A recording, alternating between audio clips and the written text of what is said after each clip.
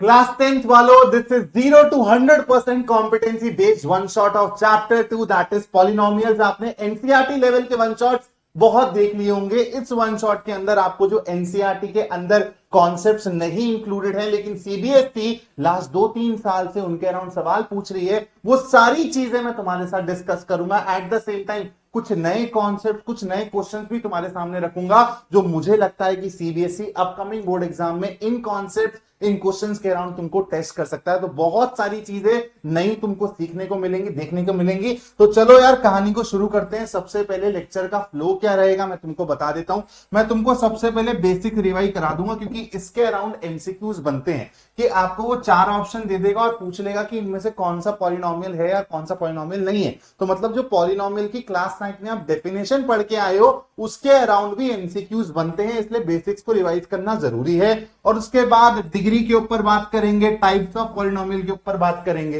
फिर हम लोग बात करेंगे जीरोस के ऊपर और जीरोस के ज्योमेट्रिकल मीनिंग्स के ऊपर, आप लोगों के डिफरेंट शेप्स के ऊपर बात करेंगे कि भाई लीनियर पॉलिनोमियल का ग्राफ कैसा होता है, क्वाड्रेटिक पॉलिनोमियल का ग्राफ कैसा होता है, उसके ऊपर भी अपन लोग अच्छे से चर्चा करेंगे। ठीक है, उसके बाद कोफिशिएंट्स और जीरोस के ऊपर बातचीत होगी। इससे सवाल आता ही आता है आप लोगों का। और कुछ मैं आप लोगों को एडवांस्ड कॉन्सेप्ट भी बताऊंगा, जिसके अराउंड सीबीएसई क्वेश्चंस बना रहा है या फिर अपकमिंग बोर्ड एग्जाम में बना सकता है। तो भाई अगर आप रेडी हो तो श्री गणेश करते हैं। सबसे पहले पॉलिनोमियल्स है क्या?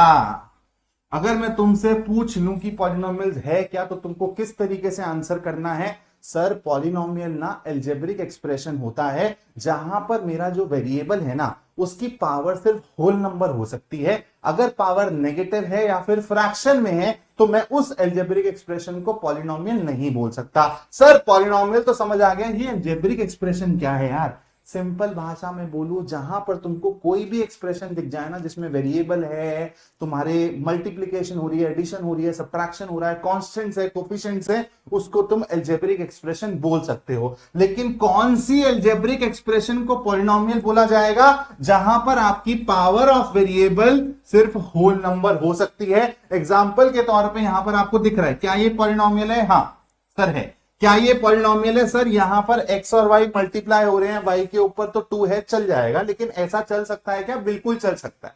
तो वेरिएबल्स को आप मल्टीप्लाई भी कर सकते हो। ये भी आपका एक पॉलिनोमियल है, ये भी आपका पॉलिनोमियल है। सर यहां पे वेरिएबल ही नहीं है, कोई बात नहीं है, कांस्टेंट पॉलिनोमियल है। पढ़ा है, याद आ रहा है ना सब कुछ?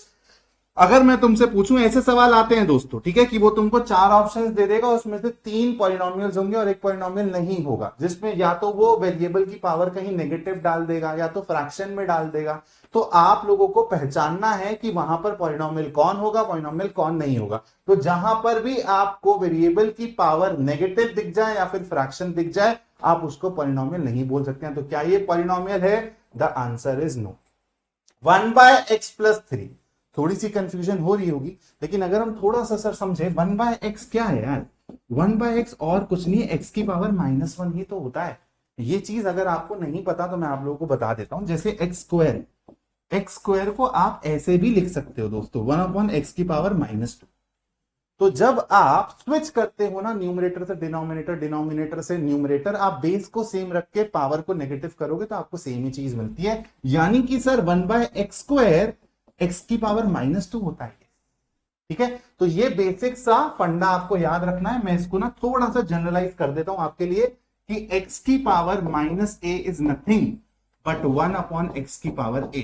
और यहां से आपको फिर वाला पावर वाला रूल भी मिल जाता है कि x की पावर a का अगर आप x की पावर -a के साथ प्रोडक्ट करोगे, बेस सेम है दोस्तों, सम कर दिया जाएगा तो x की पावर 0 दैट इज 1। ठीक है, तो ये सब चीजें बेसिक हैं, आप लोगों को पता होनी चाहिए। तो यहां पे ना तो ये पॉलिनोमियल है दोस्तों, ना तो ये पॉलिनोमियल।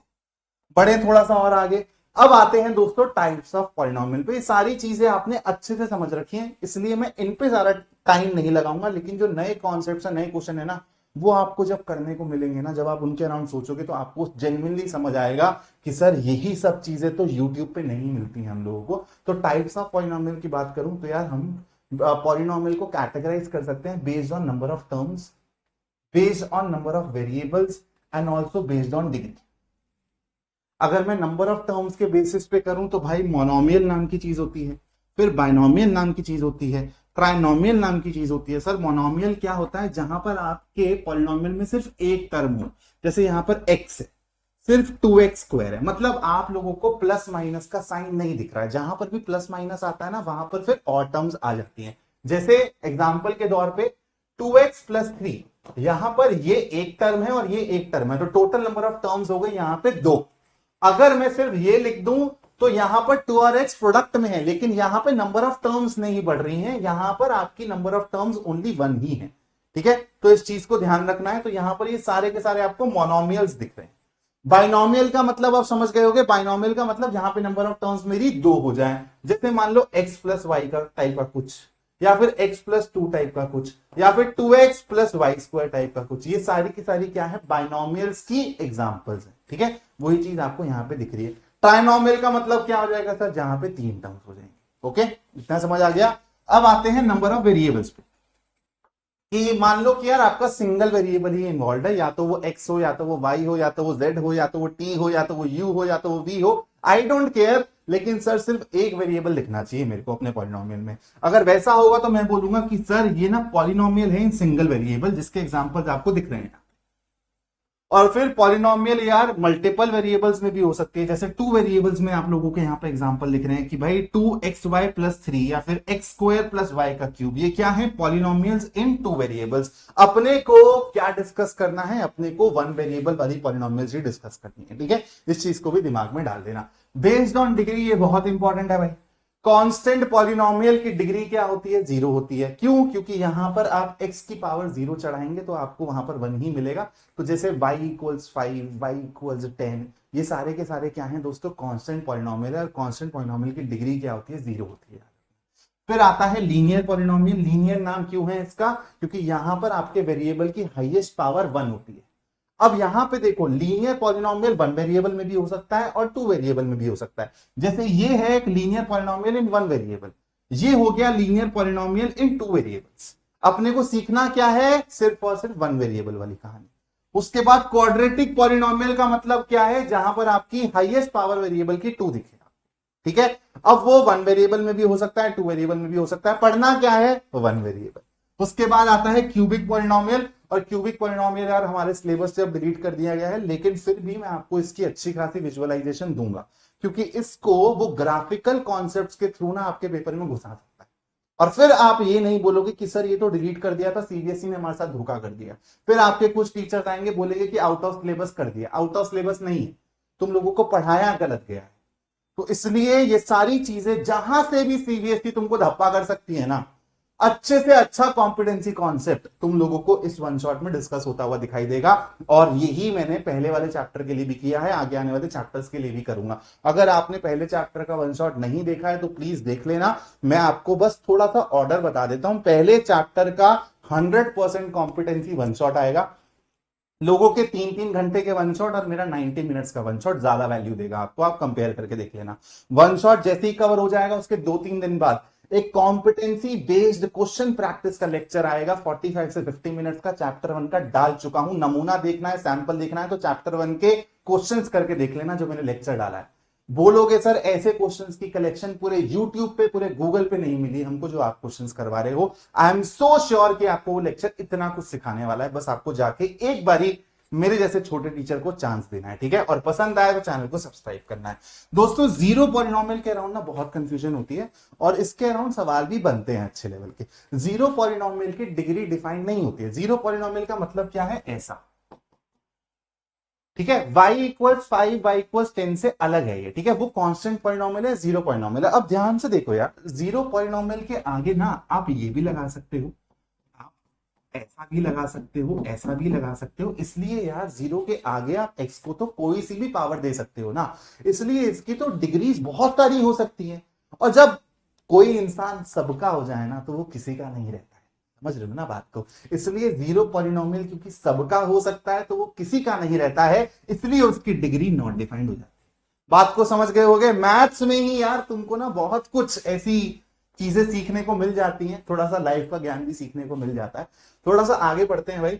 मैंने आपको ऑलरेडी बता दिया कि हमको पढ़ना क्या है, पॉलिनोमियल इन 1 वेरिएबल पढ़ना है दोस्तों। उसी के अराउंड ही हम लोग अपने डिस्कशन को घुमाते रहेंगे।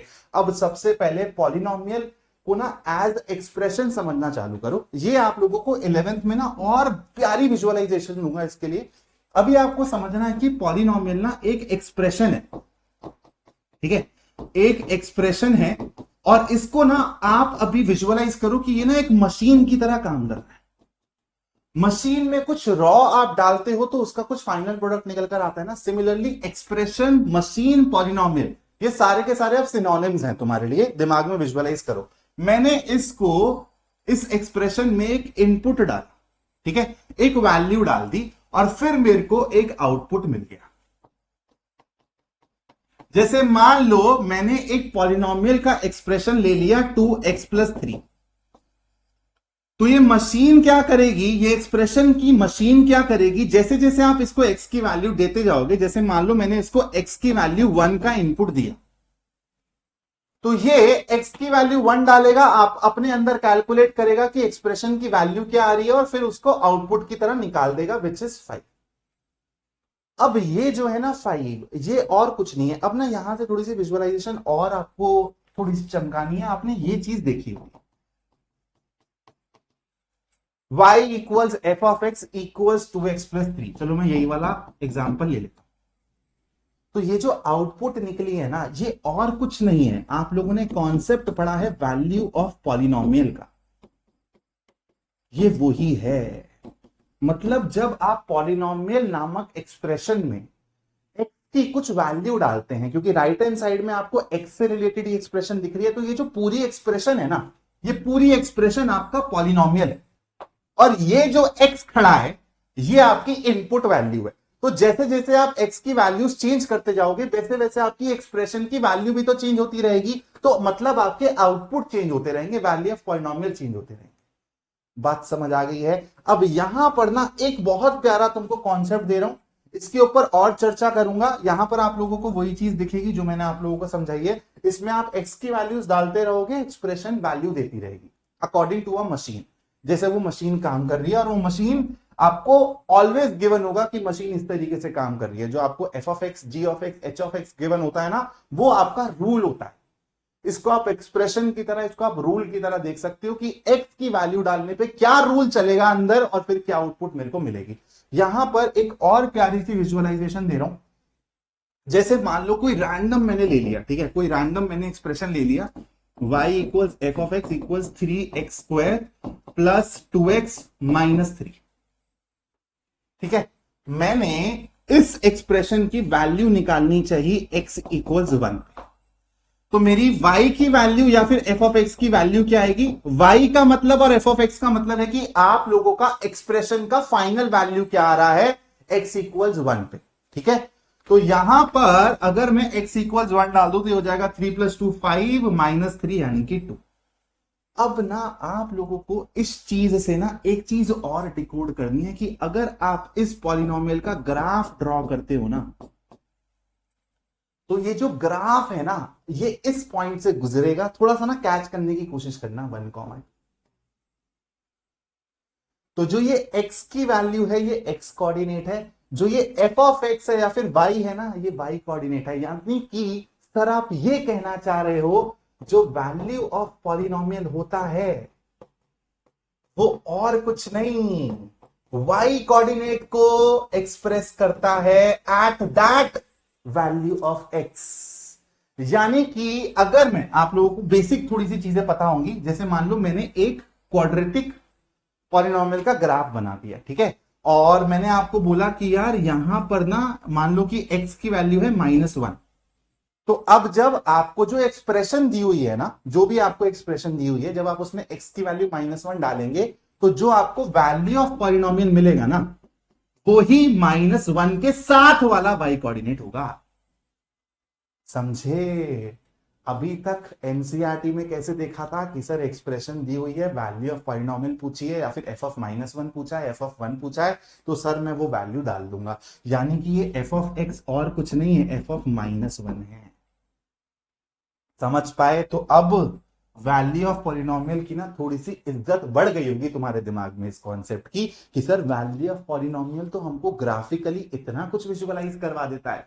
अब तुमको ऐसे सवाल दिखेंगे ना तो फटाफट चमकेगा कि जहां पर ग्राफ हो और तुमको थोड़ा सा भी घुमावदार सवाल दिखे ना तो वो वैल्यू ऑफ पॉलिनोमियल से सॉल्व होता है। तुम्हारा 2022 या 2023 में सीबीएसई ने जब कॉम्पिटेंसी बेस्ड क्वेश्चंस को जस्ट इंट्रोड्यूस किया था तो एक एडिशनल सैंपल पेपर रिलीज किया था। अभी तुम जब आगे बढ़ोगे ना सिलेबस में तो तुम इस एडिशनल सैंपल पेपर की बहुत चर्चा सुनोगे, क्योंकि वो सैंपल पेपर बहुत ही फाड़ू सैंपल पेपर सीबीएसई ने ना रिलीज किया था। मजेदार सवाल थे उसमें। पहला क्वेश्चन था जो कि ग्राफ बेस्ड क्वेश्चन था और वो वैल्यू ऑफ पॉलिनोमियल से सॉल्व होना, इसलिए इतना 10-15 मिनट लगाया है, कॉन्सेप्ट को समझाया। ये सब एनसीईआरटी में नहीं मिलेगा, बाकी कहीं नहीं मिलेगा तुमको। चलो थोड़ा सा और आगे बढ़ते हैं दोस्तों, ठीक है। ये वैल्यू ऑफ पॉलिनोमियल का जो कॉन्सेप्ट है यही सब मैंने सिखाया है, तो यहां पर ये वाली स्लाइड खत्म, ऑलरेडी कवर कर चुका हूं। अब बढ़ रहा हूं आगे। अब आते हैं दोस्तों जीरोस पे, ठीक है। ये और एक खूबसूरत कॉन्सेप्ट है। जीरोस ऑफ पॉलिनोमियल को तुमको दो तरीके से समझना है, एक एल्जेब्रिकली और दूसरा ग्राफिकली या फिर ज्योमेट्रिकली। एल्जेब्रिकली कैसे समझेंगे? आई होप यार ये माइक चल रहा हो, क्योंकि बहुत दिक्कत हो जाती है। बीच में भी ना आधी रिकॉर्डिंग हुई थी, आधी रिकॉर्डिंग नहीं हुई थी, अभी तो चल रहा है। बेसिक मीनिंग क्या है जीरोस ऑफ पॉलिनोमियल का? आपको मैंने बताया ना कि एक्सप्रेशन होता है, फिर आप एक्स की कोई वैल्यू डालते हो तो आपको एक्सप्रेशन की वैल्यू मिलती है। यहां पर जीरोस का मतलब क्या है कि मेरे को एक्सप्रेशन की वैल्यू को जीरो करना है, एफ ऑफ एक्स को जीरो करना है। तो मैं एक्स की ऐसी वैल्यूज की खोज में निकल जाता हूं जहां पर मेरे एक्सप्रेशन की वैल्यू जीरो हो जाए। तो एक्स की जो ऐसी वैल्यूज होंगे जहां पर एक्सप्रेशन की वैल्यू, पॉलिनोमियल की वैल्यू जीरो हो जाए, वो मेरे जीरोस कहलाते हैं उस पॉलिनोमियल के। बात समझ आ गई? क्लियर है कहानी? जैसे एग्जाम्पल के तौर पे यहां पर एक लीनियर पॉलिनोमियल दिख रहा है। अगर मैं बोलूं कि यहां पर मेरे को एक्स की ऐसी वैल्यू खोज के बताओ जहां पर यही जीरो हो जाए, तो तुम एफ ऑफ एक्स को जीरो पुट कर दोगे तो एक्स की value minus b by a आ जाएगी। तो minus b by a is the zero of this polynomial. इस तरीके से बोला जाता है, ठीक है। यहां पे क्वाड्रेटिक पॉलिनोमियल दिया हुआ है, तो इसको सॉल्व करने के लिए क्या करोगे? X square plus b x plus c equal zero को सॉल्व करना पड़ेगा, और फैक्टराइजेशन मेथड इसके लिए हम लोगों को आता है। अभी सवालों में इसको मैं सॉल्व करके दिखाऊंगा। फिर दूसरा आता है ज्योमेट्रिकल मीनिंग, की विजुअलाइज करो कि आपको ना ग्राफ दिया हुआ है, ठीक है। आपको एक्सप्रेशन नहीं दी हुई दोस्तों, आपको ना ग्राफ दिया हुआ है।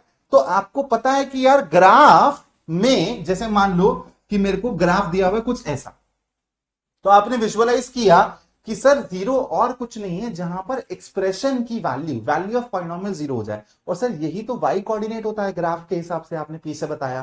तो मतलब जहां पर मेरा वाई वाला जीरो दिखे मेरे को, यानी कि ऐसा पॉइंट जो कि एक्स एक्सिस पे लाई करता हो, सर वो ही तो बताएगा अबाउट द जीरो पॉइंट,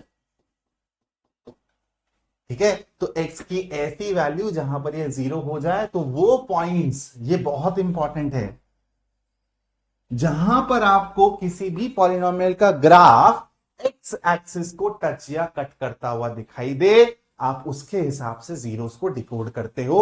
अब यहां पर कुछ बातें अपने को सीखनी है, ठीक है। और यहीं से ही अब कॉम्पिटेंसी वाले कॉन्सेप्ट थोड़े से अब मैं तुम्हारे साथ डिस्कस करना चालू कर रहा हूं। तो जो नोट्स में डालना हो ना, जो इंपॉर्टेंट लगे और जो मैं बोलूं कि इस पे सवाल आया है रिसेंट टाइम्स में या फिर आ सकता है, वो चीज अपने नोट्स में जरूर डाल देना। सबसे पहले अभी हमको जब भी जीरोस की डिस्कशन करनी है क्लास 10th तक, इसके बाद तुमको पता चलेगा कि यार दुनिया बहुत अलग है, ठीक है। दुनिया बहुत अलग है। अभी अगर मैं बोलता हूं कि जीरोस की मेरे को बात करनी है, तो मैं रियल जीरोस की ही बात करता हूं, अनलेस इमेजिनरी जीरोस मेंशन्ड हो, ठीक है। तो अगर सिर्फ जीरोस लिखा गया है तो मैं रियल जीरोस के हिसाब से ही बात करूंगा। जैसे मान लो कि ऐसा सवाल आया हुआ है, एक क्वेश्चन मैं करवा देता हूं, तुमको समझ आएगा। Find number of zeros from graph below। Sir graph कहां है? अरे बना रहा हूं ना, रुको ना। तो मैंने पहले अपना कोऑर्डिनेट प्लेन बना लिया और मेरा ग्राफ है कुछ ऐसा, मान क्या है किसका है मेरे को नहीं पता, वो ऐसा ग्राफ दे देगा तुम लोगों को। इसलिए मैंने बोला था कि तुम सिर्फ ये सोचोगे कि तुमको वो लीनियर और क्वाड्रेटिक के ग्राफ देके पूछेगा, नहीं, वो कोई सा भी ग्राफ दे सकता है, क्योंकि यहां पर जीरो की जो डेफिनेशन है वो आपको फिट बैठानी है और उसके हिसाब से आंसर करना है दोस्तों।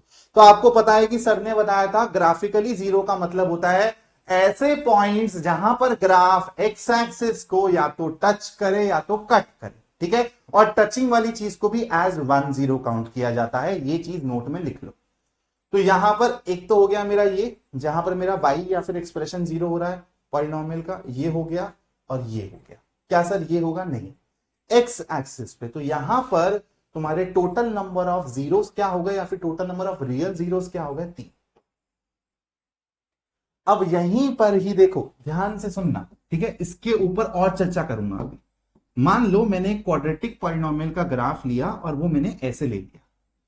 अगर मैं तुमसे पूछता हूं कि यहां पर नंबर ऑफ जीरोस कितने हैं, तो तुम लोग सीबीएसई के हिसाब से, बोर्ड एग्जाम के हिसाब से आंसर करोगे कि सर यहां पे कटिंग नहीं हो रही है, एक्स एक्सिस पे टचिंग नहीं हो रही है, तो यहां पर मेरे number of zeros, in fact number of real zeros जो है ना, वो 0 के बराबर है। एक्चुअली में पता है क्या है, यहां पर भी जो आपके नंबर ऑफ जीरोस है ना, उनका काउंट तो 2 ही है, लेकिन ये दोनों के दोनों ना इमेजिनरी जीरोस है।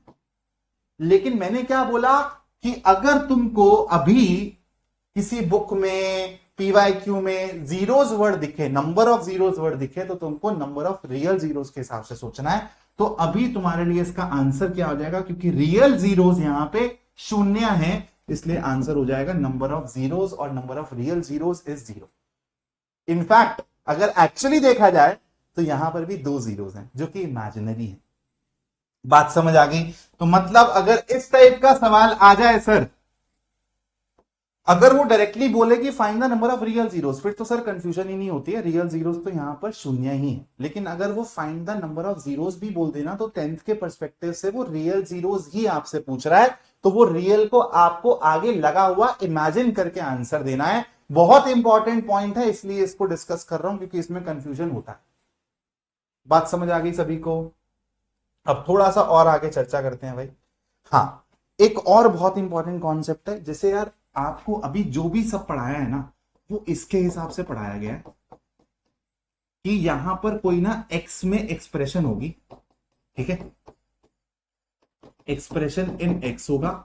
और अब आप जब जीरोस को विजुअलाइज करोगे तो आप एक्स की ऐसी वैल्यूज देखते हो जहां पर वाई कोऑर्डिनेट 0 हो जाए, इसलिए अभी जो मुद्दा होता है ना, वो एक्स एक्सिस के हिसाब से सोचा जाता है, ठीक है। लेकिन अगर मैं यहां पर वेरिएबल्स को इंटरचेंज कर दूं, और ये सीबीएसई कर चुका है और इसमें बहुत बच्चे फंसे हैं,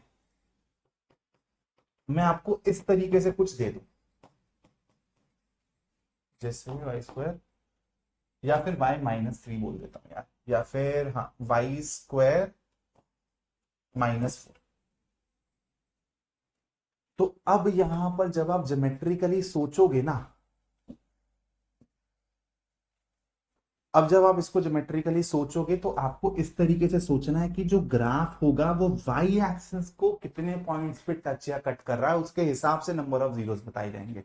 तो जब वेरिएबल को आप इंटरचेंज कर देते हो, अदला बदली कर देते हो, तो यहां पर जो एक्स एक्सिस के लिए कहानी सोच रहे थे, वो यहां पर वाई एक्सिस के लिए सोचनी पड़ेगी। बात समझ आ गई होगी?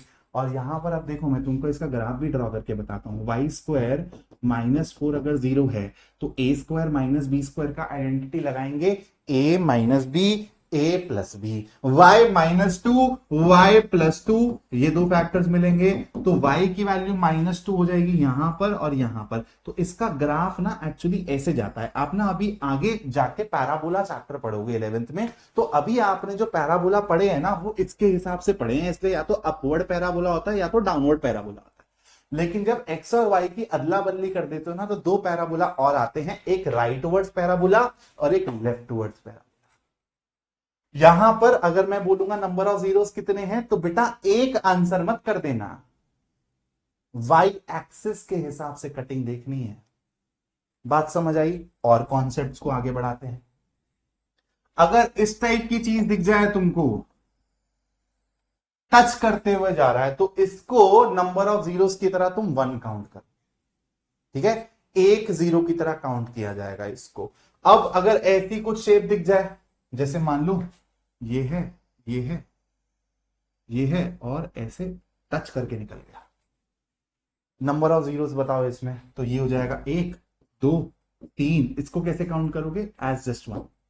तो टोटल नंबर ऑफ जीरोस कितने हो गए यहाँ पे, रियल जीरोस कितने हो गए? 4।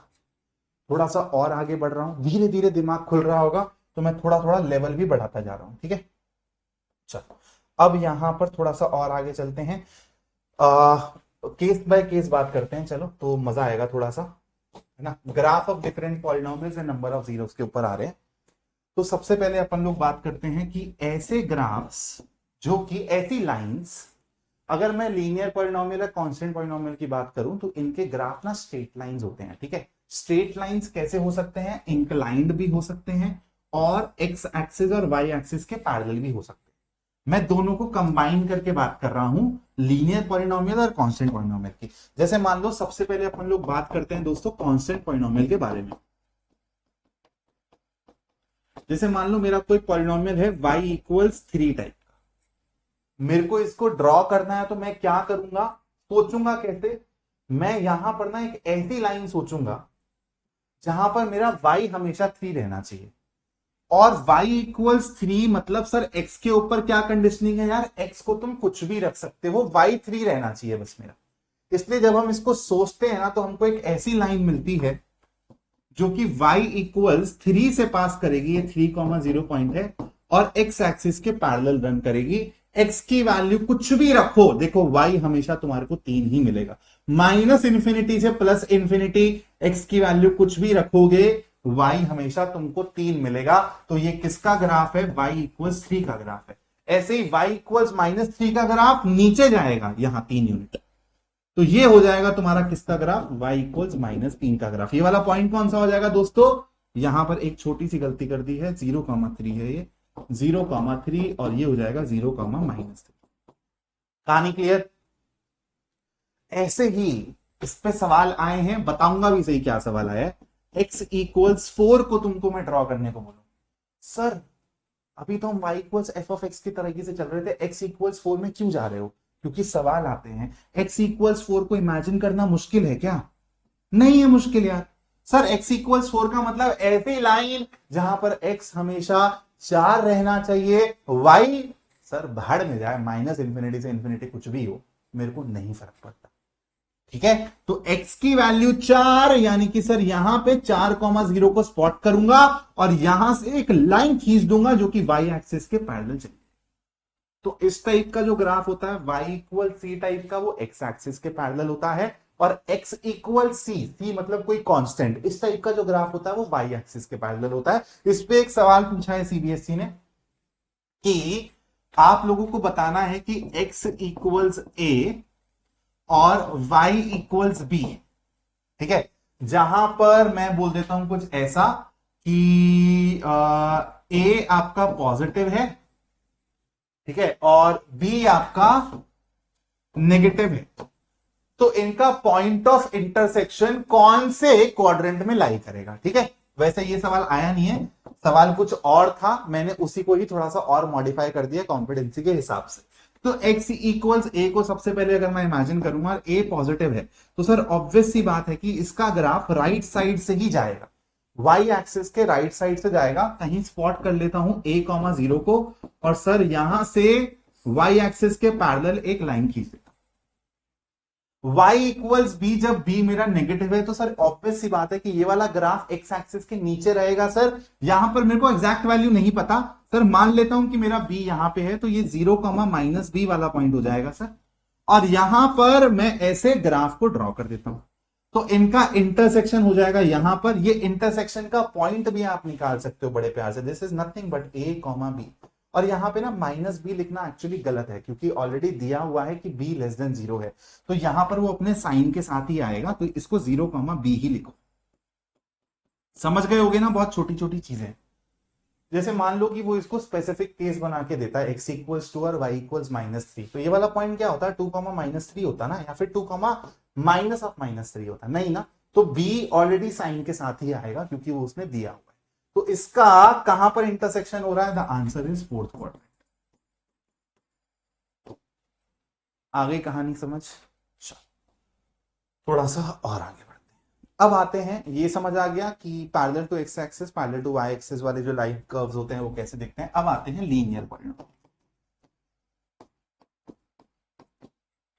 जो कि इस टाइप का दिखता है कुछ,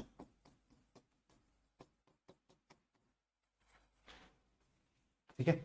यहां पर अब आपके ग्राफ कैसे कैसे हो सकते हैं? यहां पर आपको इंक्लाइंड लाइन मिलेगी दोस्तों। क्या मिलेगी? इंक्लाइंड लाइन मिलेगी। इस टाइप की लाइन हो सकती है, इस टाइप की लाइन हो सकती है, ऐसी लाइन हो सकती है, ऐसी लाइन हो सकती है, इंक्लाइंड लाइन मिलेगी।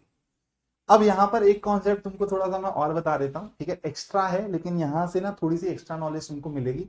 ये जो एक्स के आगे भैया खड़े हैं ना, ए, इसको एक्चुअली स्लोप बोला जाता है, ग्रेडियंट बोला जाता है। 11th में तुम पढ़ोगे ऑलरेडी, जो 9th का सिलेबस अब चेंज हुआ है ना, अपडेट हुआ है, उसमें ये स्लोप वाला कॉन्सेप्ट ऐड कर दिया है।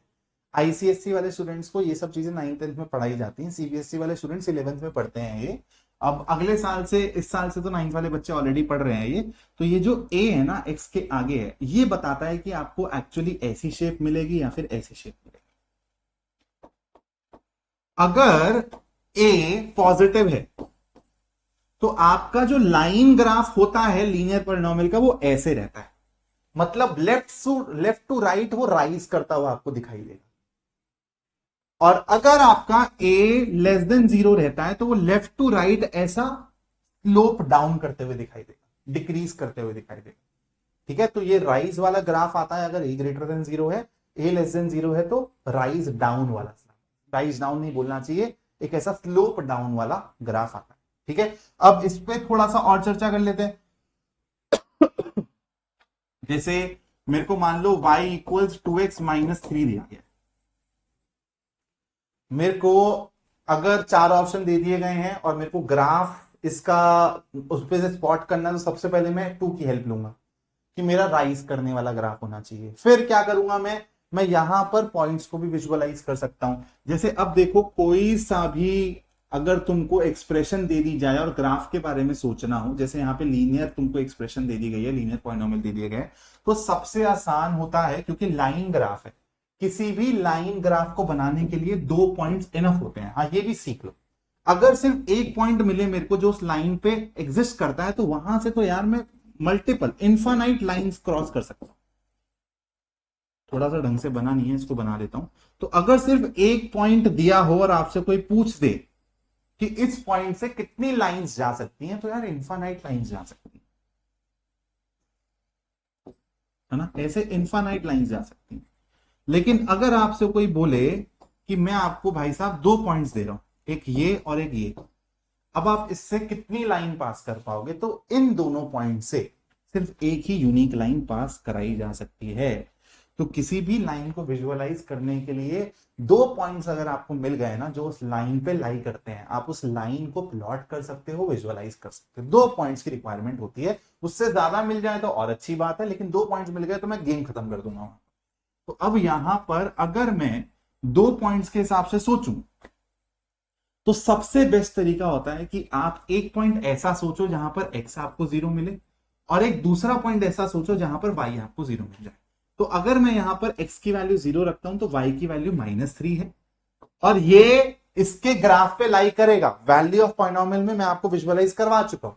तो x इक्वल 0, -3 लाई करेगा इसके ग्राफ पे, और y की वैल्यू 0 करता हूं तो 2x इक्वल 3, तो x की वैल्यू हो जाएगी 3/2। तो ये 2 पॉइंट्स मिल गए, इसके अकॉर्डिंगली मैं बहुत प्यार से इसके ग्राफ को ड्रॉ कर सकता हूं। 3/2, 0 कहीं यहां होगा और 0, -3 कहीं यहां होगा। तो देखो अपने आप ही तुमको दिख रहा है ना, राइजिंग ग्राफ है। तो लीनियर पॉलिनोमियल का ग्राफ ड्रॉ भी कैसे करते हैं वो भी आपको सिखा दिया है। और यहां पर एक चीज और बता देता हूं, ऐसा पॉइंट ना जहां पर आप x को 0 डाल रहे हो और एक ऐसा पॉइंट जहां पर आप y को 0 डाल रहे हो, ये आपको बताता है, ठीक है, अपने आप ही पता चल जाएगा। ये वाला पॉइंट आपको क्या बता रहा है, जहां पर ये जो लाइन कर्व है वो y एक्सिस को कट कर रहा है। तो इसलिए इस वाली चीज को क्या बोला जाता है, y इंटरसेप्ट भी बोला जाता है, कि ये पॉइंट आपको y इंटरसेप्ट विजुअलाइज करा रहा है कि y को वो कहां कट कर रहा है। और ये वाला पॉइंट जहां पर y 0 हो जाए, वैल्यू ऑफ पॉलिनोमियल 0 हो जाए, तो यहां पर सबसे पहले तो आपको 0 पॉइंट भी मिल गया है। x equals 3/2 is the 0 of this linear polynomial. ये आपको x इंटरसेप्ट के बारे में, ठीक है। अब यहां पर कोई आपसे लेंथ पूछ ले, तो इंटरसेप्ट को कैसे, सबसे पहले तो x इंटरसेप्ट y इंटरसेप्ट क्या है विजुअलाइज कैसे करेंगे, प्लीज मेरे साथ थोड़ा सा समराइज करेंगे, इसको दिमाग में बिठाएंगे, नोट्स में डालेंगे। x इंटरसेप्ट का मतलब होता है कि सर जहां पर ना मेरा ग्राफ अभी लीनियर पॉलिनोमियल के हिसाब से समझो कि जहां पर भी मेरा ग्राफ ना एक्स एक्सिस को कट करके जा रहा है ना, जहां पर वो कट करके जा रहा है उसके हिसाब से एक्स इंटरसेप्ट को विजुअलाइज किया जाता है। तो इस लाइन ने एक्स एक्सिस पे जो इंटरसेप्ट पैदा किया है, और अगर इस इंटरसेप्ट की लेंथ को निकालना हो ना तो हम लोग ओरिजिन से निकालते हैं, ठीक है। तो अगर मैं बोलूं कि यहां पर लेंथ ऑफ एक्स इंटरसेप्ट क्या है, तो आप लोग बोलोगे 3/2 यूनिट्स। और अगर मैं बोलूं कि y इंटरसेप्ट की लेंथ क्या है, लेंथ हमेशा पॉजिटिव रखी जाती है, ठीक है, तो -3 नहीं बोलोगे, क्या बोलोगे, 3 यूनिट्स। ऐसे भी सवाल आते हैं कि आपको ये ग्राफ बना के बोल देगा कि एरिया बता दो इस ट्राइंगल का, तो ये राइट एंगल ट्राइंगल है, तो half times base times height करने के लिए तुमको एक्स इंटरसेप्ट और वाई इंटरसेप्ट यूज करना होता है। तो हाफ टाइम्स 3 टाइम्स 3/2, 9/4 यूनिट्स तुम्हारा आंसर है। एक कॉन्सेप्ट से कितने कॉन्सेप्ट में घुस गए हैं तुम लोगों को समझ आ रहा होगा। और ऐसा सवाल मुझे बहुत ज्यादा यकीन है, अभी तक ये एक्स इंटरसेप्ट वाई इंटरसेप्ट पे ना ज्यादा सवाल नहीं आए हैं, लेकिन I am very very sure अभी जो पॉलिनोमियल्स का मैं कॉम्पिटेंसी बेस्ड क्वेश्चन वाला लेक्चर डालूंगा ना दोस्तों, उसमें मैं एक्स इंटरसेप्ट वाई इंटरसेप्ट वाले बहुत अच्छे अच्छे सवाल लेकर आने वाला हूं। और मेरे को बहुत तगड़ी इंट्यूशन है कि सीबीएसई इसके अराउंड सवाल पूछेगी नेक्स्ट ईयर के बोर्ड एग्जाम। थोड़ा सा और आगे चलते हैं, अब आते हैं भाई क्वाड्रेटिक के ग्राफ, ठीक है। और क्वाड्रेटिक का ग्राफ हमको इसी हिसाब से सीखना है अभी, as expression of x, y as expression of x, y as function of x. F of x का मतलब है कि फंक्शन है कोई एक्स का, एक्सप्रेशन है कोई एक्स का। इसको हम लोग जनरली इस तरीके से लिख सकते हैं, ax square plus b x plus c, ठीक है। आई होप माइक चल रहा है, यस माइक चल रहा है। ax square plus b x plus c. अब इसका ग्राफ या तो ऐसे हो सकता है जिसको हम लोग बोलते हैं अपवर्ड्स पैराबोला, क्या बोलते हैं दोस्तों, अपवर्ड्स पैराबोला। और इसका ग्राफ ऐसा भी हो सकता है जिसको अपन लोग क्या बोलते हैं, डाउनवर्ड्स पैराबोला। डाउनवर्ड्स पैराबोला मतलब इन शॉर्ट सीधा यू और उल्टा यू। ये शेप कब मिलती है, अगेन एक्स स्क्वायर का जो कोफिशिएंट है ना ये डिसाइड करता है, ठीक है। ए जो है ना यहां पर क्वाड्रेटिक इक्वेशन जब पढ़ाऊंगा उसमें भी बताऊंगा, ए को क्या बोला जाता है, ए को बोला जाता है क्वाड्रेटिक कोफिशिएंट। क्वाड्रेटिक कोफिशिएंट की वैल्यू डिसाइड करती है कि ये शेप मिलने वाली है, ये शेप मिलने वाली है। अगर तुम्हारा क्वाड्रेटिक कोफिशिएंट ग्रेटर देन 0 है तो ये शेप मिलेगी, अगर लेस देन 0 है तो ये शेप मिलेगी डाउनवर्ड, ठीक है। अब थोड़ा सा ना यहां पर देखो, अब यहां पर ना एक चीज और अभी वो बाद में बता दूंगा, चलो सबसे पहले मैं शेप्स के बारे में बता रहा हूं और फिर नंबर ऑफ जीरोस के बारे में फिर डिस्कस कर लूंगा। तो यहां पर ये वाली शेप्स रहती है। अब अगर मैं बात करूं क्यूबिक की, तो देखो यार क्यूबिक के बारे में ना ज्यादा चर्चा नहीं करनी है अपने को, लेकिन फिर भी तुमको मैं विजुअलाइजेशन दे रहा हूं। जो क्यूबिक पॉलिनोमियल है ना ये इस तरीके से लिखा जाता है, ax cube plus b x square plus c x plus d. Cubic के बाद बाय क्वाड्रेटिक आता है, ठीक है। क्वाड्रेटिक इक्वेशन में सब दोबारा से डिस्कस करूंगा। क्यूबिक का एक्सप्रेशन ऐसे होता है, और क्यूबिक का जो ग्राफ होता है ना वो सांप की तरह होता है, थोड़ा सा ना ऐसे टाइप का ग्राफ रहता है सांप की तरह, क्यूबिक। अभी तुमको सिर्फ इतनी चीज दिमाग में रखनी। अब आ रहा हूं मैं नंबर ऑफ जीरोस पे डिस्कशन करने के लिए, ये सबसे इंपॉर्टेंट सेगमेंट है, प्लीज ध्यान से समझना। जैसे अगर मैं बात करूं लीनियर पॉलिनोमियल की बात करूं, जैसे सबसे पहले चलो कांस्टेंट पॉलिनोमियल की बात कर लेते हैं। अगर आपका पॉलिनोमियल ऐसा दिख रहा है कांस्टेंट पॉलिनोमियल कि उसका ग्राफ आपका वाई एक्सिस के पैरेलल है, यानी कि एक्स इक्वल्स कुछ सी टाइप का कुछ आपको ग्राफ दिया, ठीक है। This is x equal c type का ग्राफ। और एक और ग्राफ में यहां पे ड्रॉ कर लेता हूं,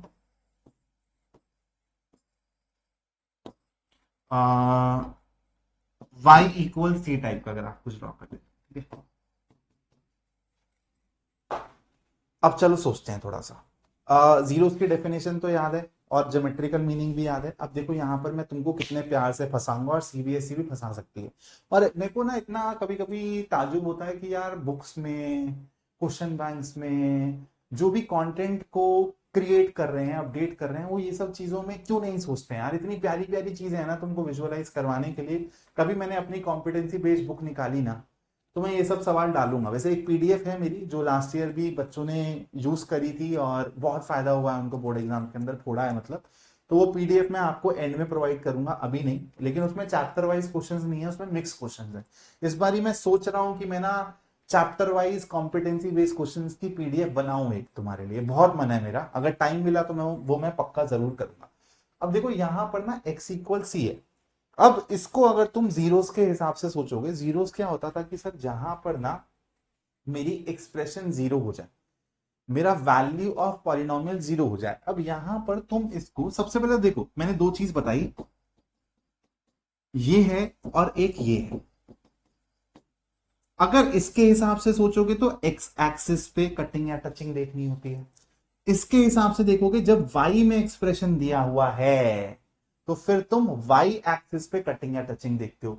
यहां पर ना x है तुम्हारा लेफ्ट हैंड साइड में और राइट साइड में c टाइप का है, तो तुम इसको इस टाइप से कुछ इमेजिन कर सकते हो। तो यहां पर अगर मैं तुमसे पूछूं कि तुम्हारे नंबर ऑफ जीरोस क्या हैं, तो तुम फटाफट से ना ये नहीं बोलोगे कि सर एक जगह कट कर रहा है एक्स एक्सिस को तो सर एक जीरो हो गया। ये गलत है कंसेप्चुअली। सोचो क्यों? क्योंकि यहां पर अगर मैं बात करूं कि तुम लोगों को एक्सप्रेशन की वैल्यू को जीरो देखना है, तो वैल्यू तो एक्सप्रेशन की एक्स ही बता रहा है ना, और एक्स की एक्सप्रेशन तो हमेशा ही सी के बराबर होने वाली है, एक्स की वैल्यू तो हमेशा ही सी के बराबर होने वाली है। यहां पर हर जगह एक्स की वैल्यू तो सी है ना भाई। तो अगर मैं पूछूं यहां पर नंबर ऑफ जीरोस कितने हैं, देन देयर इज नन। क्योंकि यहां पर एक्चुअली अगर मेरे को नंबर ऑफ जीरोस फील करने थे ना, तो मेरे को वाई एक्सिस पे कटिंग या टचिंग देखनी थी। हो रही है क्या? नहीं हो रही। यहां पर अब सेम तरीके से सोचो, थोड़ा सा कॉम्प्लेक्स लग रहा होगा लेकिन फील करोगे समझ आएगा। y इक्वल सी है, तो ये इस तरीके से इमेजिन करो, ये वाला पोर्शन है x की पावर जीरो। तो अगर सर मेरे को इसके जीरोस विजुअलाइज करने थे ज्योमेट्रिकली ग्राफ के थ्रू, तो मेरे को एक्स एक्सिस पर टचिंग या कटिंग चाहिए थी। मिल रही है क्या? या फिर दूसरा तरीका क्या है, क्या वाई जीरो हो सकता है? वाई तो हमेशा सी है sir. Again number of zeros none. तो एल्जेब्रिकली भी सोचवा दिया, ज्योमेट्रिकली भी सोचवा दिया। समझ आ रहा होगा? 99% स्टूडेंट्स ना यहां पर आंसर गलत देंगे, मैं तुमको लिख के दे रहा हूं, लेकिन इतनी छोटी छोटी ये चीजें हैं ना, और ये मैं अगर एक क्लास में बिठा के 100 बच्चों से पूछूं ना, तो मेरे को तो ऐसा लगता है कि 100 में से 95 97 बच्चे बोलेंगे कि सर एकदम ना ऐसा कभी पढ़ाया ही नहीं गया है हम लोग। तो थोड़ा सा तुम लोगों को ना देखो, कुछ भी आउट ऑफ सिलेबस नहीं है, लेकिन थोड़ी सी सोच ना डेवलप करनी पड़ेगी। कॉन्सेप्ट्स के बीच में जो वो छोटे छोटे वेरिएशंस होते हैं ना, आप अगर उनको पकड़ के खुद से थोड़ा सा सोचना चालू करोगे ना, तो ऐसे सवाल करने में मजा आने लगेगा। अब बात करते हैं भाई, अभी थोड़ा सा और कॉन्सेप्ट रह रहा है, यहां नहीं आते हैं। अब आते हैं हम लोग लीनियर पॉलिनोमियल पे। कांस्टेंट डिस्कस कर लिया, लीनियर पॉलिनोमियल डिस्कस कर रहा हूं। जैसे मान लो मेरा लीनियर पॉलिनोमियल है कुछ ऐसा, y equals 2x minus 1 type का, ठीक है? या फिर y इक्वल्स, अरे यार ये ना एग्जैक्ट वैल्यू नहीं लेता, और इसका ग्राफ तुमको कुछ ऐसा दिया हो, तो यहां पर तुम्हारे नंबर ऑफ जीरोस कितने हो जाएंगे भाई? तो तुम लोग यहां पर देख पा रहे हो y equals f of x type का है, तो सर मेरे को अब बिना सोचे समझे ना ये देखना है कि x एक्सिस को कितनी जगह कट करके आ रहा है या टच करके आ रहा है, तो नंबर ऑफ जीरोस हो जाएंगे, ठीक है? फिर उसके बाद अगर मैं तुमको इस टाइप की चीज कुछ दे दूं कि x equals a Y plus B type का दे दूं, कि मैंने x और y को इंटरचेंज कर दिया, और ये मैं हर अपने उसमें ना डिस्कस करता हूं। तुमको एनसीईआरटी में इसका जिक्र ज्यादा नहीं दिखेगा, लेकिन बोर्ड एग्जाम में सीबीएसई ने ऐसा घुमाया है, और फिर नंबर ऑफ जीरोस पूछे और बच्चे एक्स एक्सिस के रेफरेंस के हिसाब से आंसर कर देते हैं और गलत हो जाता है, ठीक है? तो x equals a Y plus B है, तो मान लो कि इसका कुछ ऐसा ग्राफ है। आंसर में कुछ फर्क नहीं आएगा लीनियर पॉलिनोमियल के हिसाब से, लेकिन अब तुमको अगर बोला गया कि जीरो पॉइंट कौन सा है, ये वाला है या फिर ये वाला है, तो जीरो पॉइंट ये वाला है, क्योंकि x equals f of y type का एक्सप्रेशन है, इसलिए जो जीरो पॉइंट है वो वाई एक्सिस के हिसाब से देखा जाएगा कि वाई एक्सिस को ग्राफ कहां टच या कट करना। Got it? Got my point? Let's move on. Quadratic polynomial, कि अगर मेरा एक्सप्रेशन कुछ इस टाइप का है, ठीक है। तो नंबर ऑफ जीरोस के हिसाब से कैसे सोचा जाएगा, अगेन टचिंग या कटिंग वाला केस होता है। और यहां पे ना यार एक चीज मैं और इंट्रोड्यूस कर रहा हूं जो मैं आपको क्वाड्रेटिक इक्वेशन में भी पढ़ाऊंगा। डी डी को बोला जाता है डिस्क्रिमिनेंट। क्या बोला जाता है, डिस्क्रिमिनेंट।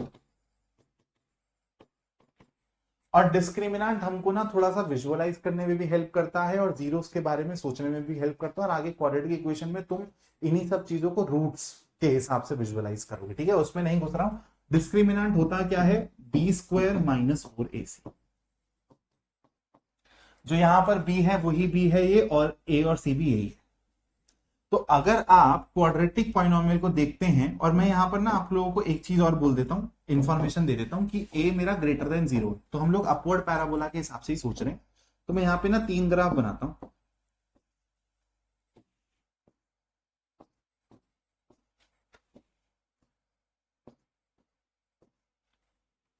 पहले ग्राफ में आपको चीजें दिख रही हैं कुछ ऐसे, ठीक है, और दूसरे ग्राफ में आपको चीजें दिख रही हैं कुछ ऐसे, और तीसरे ग्राफ में आपको चीजें दिख रही हैं कुछ ऐसे। तो अगर मैं यहां पे आपसे पूछूं ग्राफ देख के मेरे को नंबर ऑफ रियल जीरोस बता दो, तो आप बोलोगे सर यहां पर मेरे number of zeros, real zeros हैं 2 के बराबर, रियल जीरोस की बात कर रहा हूं, ठीक है। यहां पर मेरे जीरोस हैं 1 के बराबर, यहां पर मेरे जीरोस हैं नन, रियल जीरोस की अगर मैं बात करूं, ठीक है। तो आपको दिखा कि सर लीनियर पॉलिनोमियल वाले केस में जो नंबर ऑफ जीरोस हैं वो सिर्फ 1 होते हैं, ठीक है। क्या मैं बोल सकता हूं कि किसी लीनियर पॉलिनोमियल में ऐसा होगा कि जीरो मिलेगा ही नहीं तुमको? तो भाई तुम कोई सी भी एक्सप्रेशन ऐसी विजुअलाइज करोगे, कोई ना कोई तो एक्स की ऐसी वैल्यू होगी ना जिसपे ये जीरो होगा ही होगा। तो लीनियर पॉलिनोमियल में वैसा केस होता ही नहीं है जहां पर तुम बोल दो कि number of zeros is none. आपको हमेशा लीनियर पॉलिनोमियल में एक जीरो मिलेगा। लेकिन क्वाड्रेटिक पॉलिनोमियल में आपके नंबर ऑफ जीरोस 2 भी हो सकते हैं, एक वाला केस भी है और नन वाला केस, तीनों केसेस हैं, 0, 1 एंड 2। 2 से ऊपर जीरोस हो सकते हैं कि नहीं। हमेशा ध्यान रखना, यहां पर एक चीज और नोट में डाल लो, इस पे तो एजर्शन रीजन पूछा है। नंबर ऑफ, अभी रियल जीरोस के हिसाब से ही बात होगी, तो नंबर ऑफ जीरोस या फिर नंबर ऑफ रियल जीरोस जो मैक्सिमम केस होता है वो डिग्री के बराबर ही हो सकता है, ठीक है। तो इस चीज को दिमाग में रखना, इससे एजर्शन रीजन आया है। Number of maximum real zeros for any polynomial can be equal to, will be equal to the degree of the polynomial. मतलब क्वाड्रेटिक पॉलिनोमियल के 3 जीरोस नहीं हो सकते, क्यूबिक पॉलिनोमियल के 4 जीरोस नहीं हो सकते। वैसे एक्चुअली ना मैं थोड़ा सा बहक रहा हूं, लेकिन बता देता हूं तुमको। ये सबकी, ये जो सब चीजें पढ़ रहे हो ना अभी तुम, एकदम बहुत ना कंसाइज और स्पेसिफिक चीजें पढ़ रहे हो। आगे जाके ना तुम इसको जेनरिक तरीके से पढ़ोगे। एक्चुअल पता है जो थ्योरम है, जो एक्चुअल स्टेटमेंट है, उसको एल्जेब्रा की स्टेटमेंट बोला जाता है, बहुत फेमस स्टेटमेंट है। वो बताती है कि आपके जो जीरोस होते हैं ना किसी भी पॉलिनोमियल के, वो डिग्री के बराबर होते हैं, नंबर ऑफ जीरोस। इनफैक्ट यहां पर ये जो नंबर ऑफ जीरोस हैं इसमें दोनों काउंट किए जाते हैं, आपके इमेजिनरी और रियल। तो मतलब अगर आप अपने इमेजिनरी जीरोस और रियल जीरोस को काउंट करके ऐड करोगे ना, तो आपको डिग्री के बराबर ही आता हुआ दिखाई देता है इनका सम। यहां पर वो स्टेटमेंट थोड़ी सी स्पेसिफिक हो गई है क्योंकि हम इमेजिनरी के बारे में नहीं सोच रहे हैं। तो इमेजिनरी मान के चलो कि अगर जीरो है, कि नन है, मतलब कोई जीरोस है ही नहीं इमेजिनरी, तो सारे के सारे जो रियल जीरोस हो जाएंगे वो डिग्री के बराबर दिख जाएंगे आपको। तो इसलिए यहां पर स्टेटमेंट हो जाती है कि maximum number of real zeros can be, will be equal to the degree of the polynomial, उससे ऊपर नहीं हो सकता। थोड़ा सा स्पेसिफिक केस समझ गए होंगे आप लोग यहाँ पे, ठीक है। यहां तक आ चुका हूं मैं। अब यहां पर एक चीज ध्यान रखना, इस वाले केस में जहां पर तुम्हारे 2 जीरोस निकल कर आते हैं, तुम्हारा डी ग्रेटर देन 0 रहता है। इस वाले केस में डी इक्वल टू 0 होता है। इस पे और चर्चा करूंगा क्वाड्रेटिक इक्वेशन में, अभी सिर्फ इस चीज को दिमाग में रखो। यहां पर डी लेस देन 0 होता है। अब यहां पर मैं बहुत अच्छा सवाल करवाऊंगा, मेरा मन कर रहा है अभी मैं तुमसे पूछ लूं, लेकिन फिर मैं वो कॉम्पिटेंसी बेस्ड जो क्वेश्चन लेक्चर डालूंगा उसमें करवाऊंगा। और यहां पर मैं तुमको ना एक्स इंटरसेप्ट और वाई इंटरसेप्ट का कॉन्सेप्ट घुसा के दिखाऊंगा। और तुमको जो मजा आएगा ना वो सीख के यार तुम लोग बोलोगे सर एकदम विजुअलाइज करवा दिया, फील आ गई मैथ्स की। आगे बढ़ते हैं थोड़ा सा, चलो थोड़ा सा आगे बढ़ते हैं।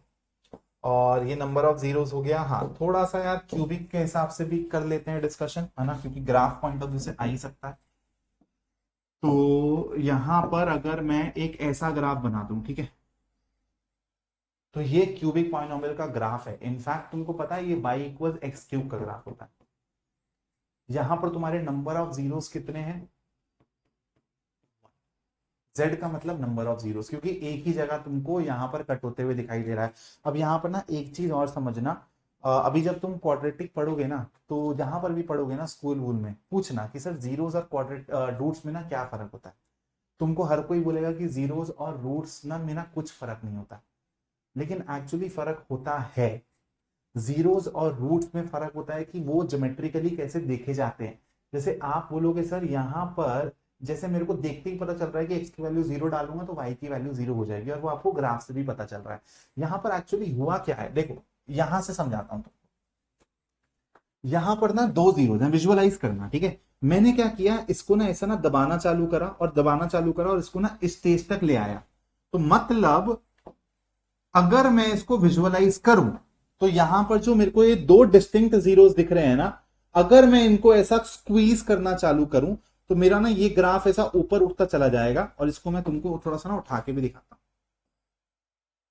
और ये ऐसी वाली स्टेज में आ जाएगा जहां पर मेरे ये जो दो जीरोस थे ना वो आके आपस में कोइंसाइड कर गए। इसलिए तुम्हारा ये यहां पर नंबर ऑफ जीरोस 1 वाला केस आ रहा है। यहां पर ये चीज तुमको समझनी है कि जो दो डिस्टिंक्ट जीरोस थे वो एक जगह आके जब कोइंसाइड कर जाए ना, तो उनको दो की तरह काउंट नहीं किया जाता, उनको एक की तरह काउंट किया जाता है। सबसे इंपॉर्टेंट कॉन्सेप्ट है, इसकी गहराई तुमको चौथे चैप्टर के बाद पता चलेगी। जो जीरोस होते हैं ना, जीरोस को मल्टीप्लिसिटी के साथ नहीं लिया जाता, साथ काउंट नहीं करते। इसलिए टचिंग वाले केस में बोला जाता है कि नंबर ऑफ जीरोस तुम 1 की तरह ही काउंट करो। लेकिन एक्चुअल पिक्चर पता है क्या है, यहां पर तुमको दो जो जीरोस मिल गए हैं वो सेम मिल गए हैं, कोइंसाइडिंग जीरोस मिल गए हैं। इसलिए यहां पर इस तरीके से सोचो कि किसी क्वाड्रेटिक पॉलिनोमियल के दो और दो सेम तुमने फैक्टर कर दिए हैं, तो यहां पर तुम ये नहीं बोलोगे कि इसके दो जीरोस हैं जो कि सेम है, तुम सीधा ये बोलते हो कि इसके नंबर ऑफ जीरोस 1 के बराबर। तो जीरोस और रूट्स में यही फर्क होता है। आगे इसको मैं और बेटर तरीके से समझाऊंगा, अभी सिर्फ तुमको ये चीज विजुअलाइज करनी है कि सर जीरोस हमेशा सिर्फ और सिर्फ ग्राफ के पर्सपेक्टिव से देखे जाएंगे। ये नहीं देखा जाएगा कि सर इसको मैं x minus zero x minus zero x minus zero की तरह लिख सकता हूं। तो सर मैं ये बोल दूं कि यहां पर तीनों के तीनों जीरोस मेरे सेम है, लेकिन सर उसको मैं बोलूंगा कि यार नहीं 3 जीरो है, नहीं, काउंट 1 ही लिया जाएगा। लेकिन आपको पता होना चाहिए कि यहां पर तीनों जीरोस मेरे कोइंसाइड करके ना एक जगह आ गए। और ये बहुत अच्छा कॉन्सेप्ट है, yes this is very very important. थोड़ा सा एक्स्ट्रा कॉन्सेप्ट है लेकिन इसको समझो। क्या तुम्हारे क्यूबिक पॉलिनोमियल के ऐसा केस हो सकता है जहां पर तुम्हारे नंबर ऑफ जीरोस हो ही ना, मतलब नन वाला केस, ऐसा हो सकता है क्या? तो ध्यान से सोचो, कोई भी ना ऐसे टाइप की एक्सप्रेशन है, और एक और एडिशनल इंफॉर्मेशन मैं तुमको दे रहा हूं, जो इमेजिनरी जीरोस होते हैं ना वो हमेशा पेयर में एग्जिस्ट करते हैं, वो अकेले नहीं आ सकते। मतलब अगर इमेजिनरी जीरोस काउंट करोगे ना तो तुमको एक जीरो इमेजिनरी या फिर 3 जीरो इमेजिनरी ऐसा नहीं दिखेगा। या तो जीरो होगा, होगा ही नहीं, या तो 2 होंगे, या तो 4 होंगे, या तो 6 होंगे, according to whatever is the degree of the polynomial. तो पेयर में एग्जिस्ट करते हैं, ठीक है, ध्यान से समझ गए मेरी बात को। अब अगर मैं तुमको ये चीज ऑलरेडी बता चुका हूं कि वैसे टोटालिटी में अगर मैं सारे इमेजिनरी और सारे के सारे रियल जीरोस को नंबर को ऐड कर दूं तो मेरे को डिग्री के बराबर मिलता है आंसर। अभी इसी चीज को मैं क्या बोलता हूं, क्योंकि इमेजिनरी के हिसाब से मेरे को नहीं पढ़ना है, तो maximum number of real zeros जो हैं वो डिग्री के बराबर होते हैं, ठीक है। तो सबसे पहले बताओ यहां पर तुम्हारे मैक्सिमम नंबर ऑफ जीरोस क्या होंगे भाई? डिग्री 3 है, तो मैक्सिमम नंबर ऑफ जीरोस मेरे 3 ही हो सकते हैं। क्या 4 हो सकते हैं? नहीं, ये वही कॉन्सेप्ट है जो अभी मैंने तुमको यहां पे बताया था कि यहां पर नन भी हो सकता है, 1 भी हो सकता है और 2 भी हो सकता है। क्या 3 हो सकता है? नहीं। तो अगर आपसे कोई पूछ ले क्यूबिक पॉलिनोमियल देके कि इसके maximum number of real zeros कितने हो सकते हैं, तो आप बोलोगे 3। अब यहां पे ध्यान से समझना, मान लो कि एक ऐसा केस है क्यूबिक पॉलिनोमियल का जहां पर मेरे इमेजिनरी जीरोस एक भी नहीं है, तो मेरे नंबर ऑफ रियल जीरोस 3 हो जाएंगे, क्योंकि दोनों का सम हमेशा 3 रहना चाहिए। अगर मेरे इमेजिनरी जीरोस एक हैं तो मेरे नंबर ऑफ रियल जीरोस 2 हो जाएंगे, सम 3 है। लेकिन क्या ये पॉसिबल है? सर आपने ये कॉन्सेप्ट बता दिया है तो ये पॉसिबल नहीं है। मतलब आपके क्यूबिक पॉलिनोमियल के 2 रियल जीरोस नहीं हो सकते। और इसके बाद अगर आपके 2 इमेजिनरी जीरोस हो जाते हैं तो एक रियल जीरो हो सकता है क्या? बिल्कुल हो सकता है। उसके बाद क्या आप ये बोल सकते हो कि कोई भी रियल जीरो नहीं है और सर तीनों के तीनों आपके इमेजिनरी हैं? अगेन नहीं हो सकता। तो इसलिए क्यूबिक पॉलिनोमियल के जो मिनिमम जीरो वाला केस होता है, minimum real number real zeros वाला केस होता है, वो 1 होता है। तो क्यूबिक पॉलिनोमियल का एक जीरो होना तो तय है, इससे नीचे केस जा ही नहीं सकता। तो आप लोगों को समझ आ रहा है कि ऐसा है ही नहीं, तो मतलब जो आपका क्यूबिक पॉलिनोमियल है, अब ध्यान से समझना, क्यूबिक पॉलिनोमियल है वो एक बारी तो कट करके जाएगा ही जाएगा, क्योंकि सबसे पहले तो वो नीचे से ऊपर जा रहा है। जब नीचे से ऊपर जाएगा तो एक्स एक्सिस को ज्योमेट्रिकली सोचोगे तो एक बारी तो उसको कट करना ही पड़ेगा मिनिमम। इसलिए क्यूबिक पॉलिनोमियल में अब आप इसको लिख लो, ठीक है। हो सकता है इस पे सवाल ना दे, लेकिन ग्राफिकली तुम लोगों को बहुत हेल्प मिलेगी। क्यूबिक पॉलिनोमियल में जो मिनिमम होता है वो जीरो नहीं होता है जैसे क्वाड्रेटिक में होता था। यहां पे मिनिमम वाला केस 1 जीरो वाला होता है, 1 रियल जीरो वाला। और भाई मैक्सिमम तो अपना पता ही है भाई, मैक्सिमम तो 3 रियल जीरोस हो ही सकते हैं। मैक्सिमम में कोई डाउट नहीं होता। Maximum number of real zeros will always be equal to the degree of the point. बात को दिमाग में रखना।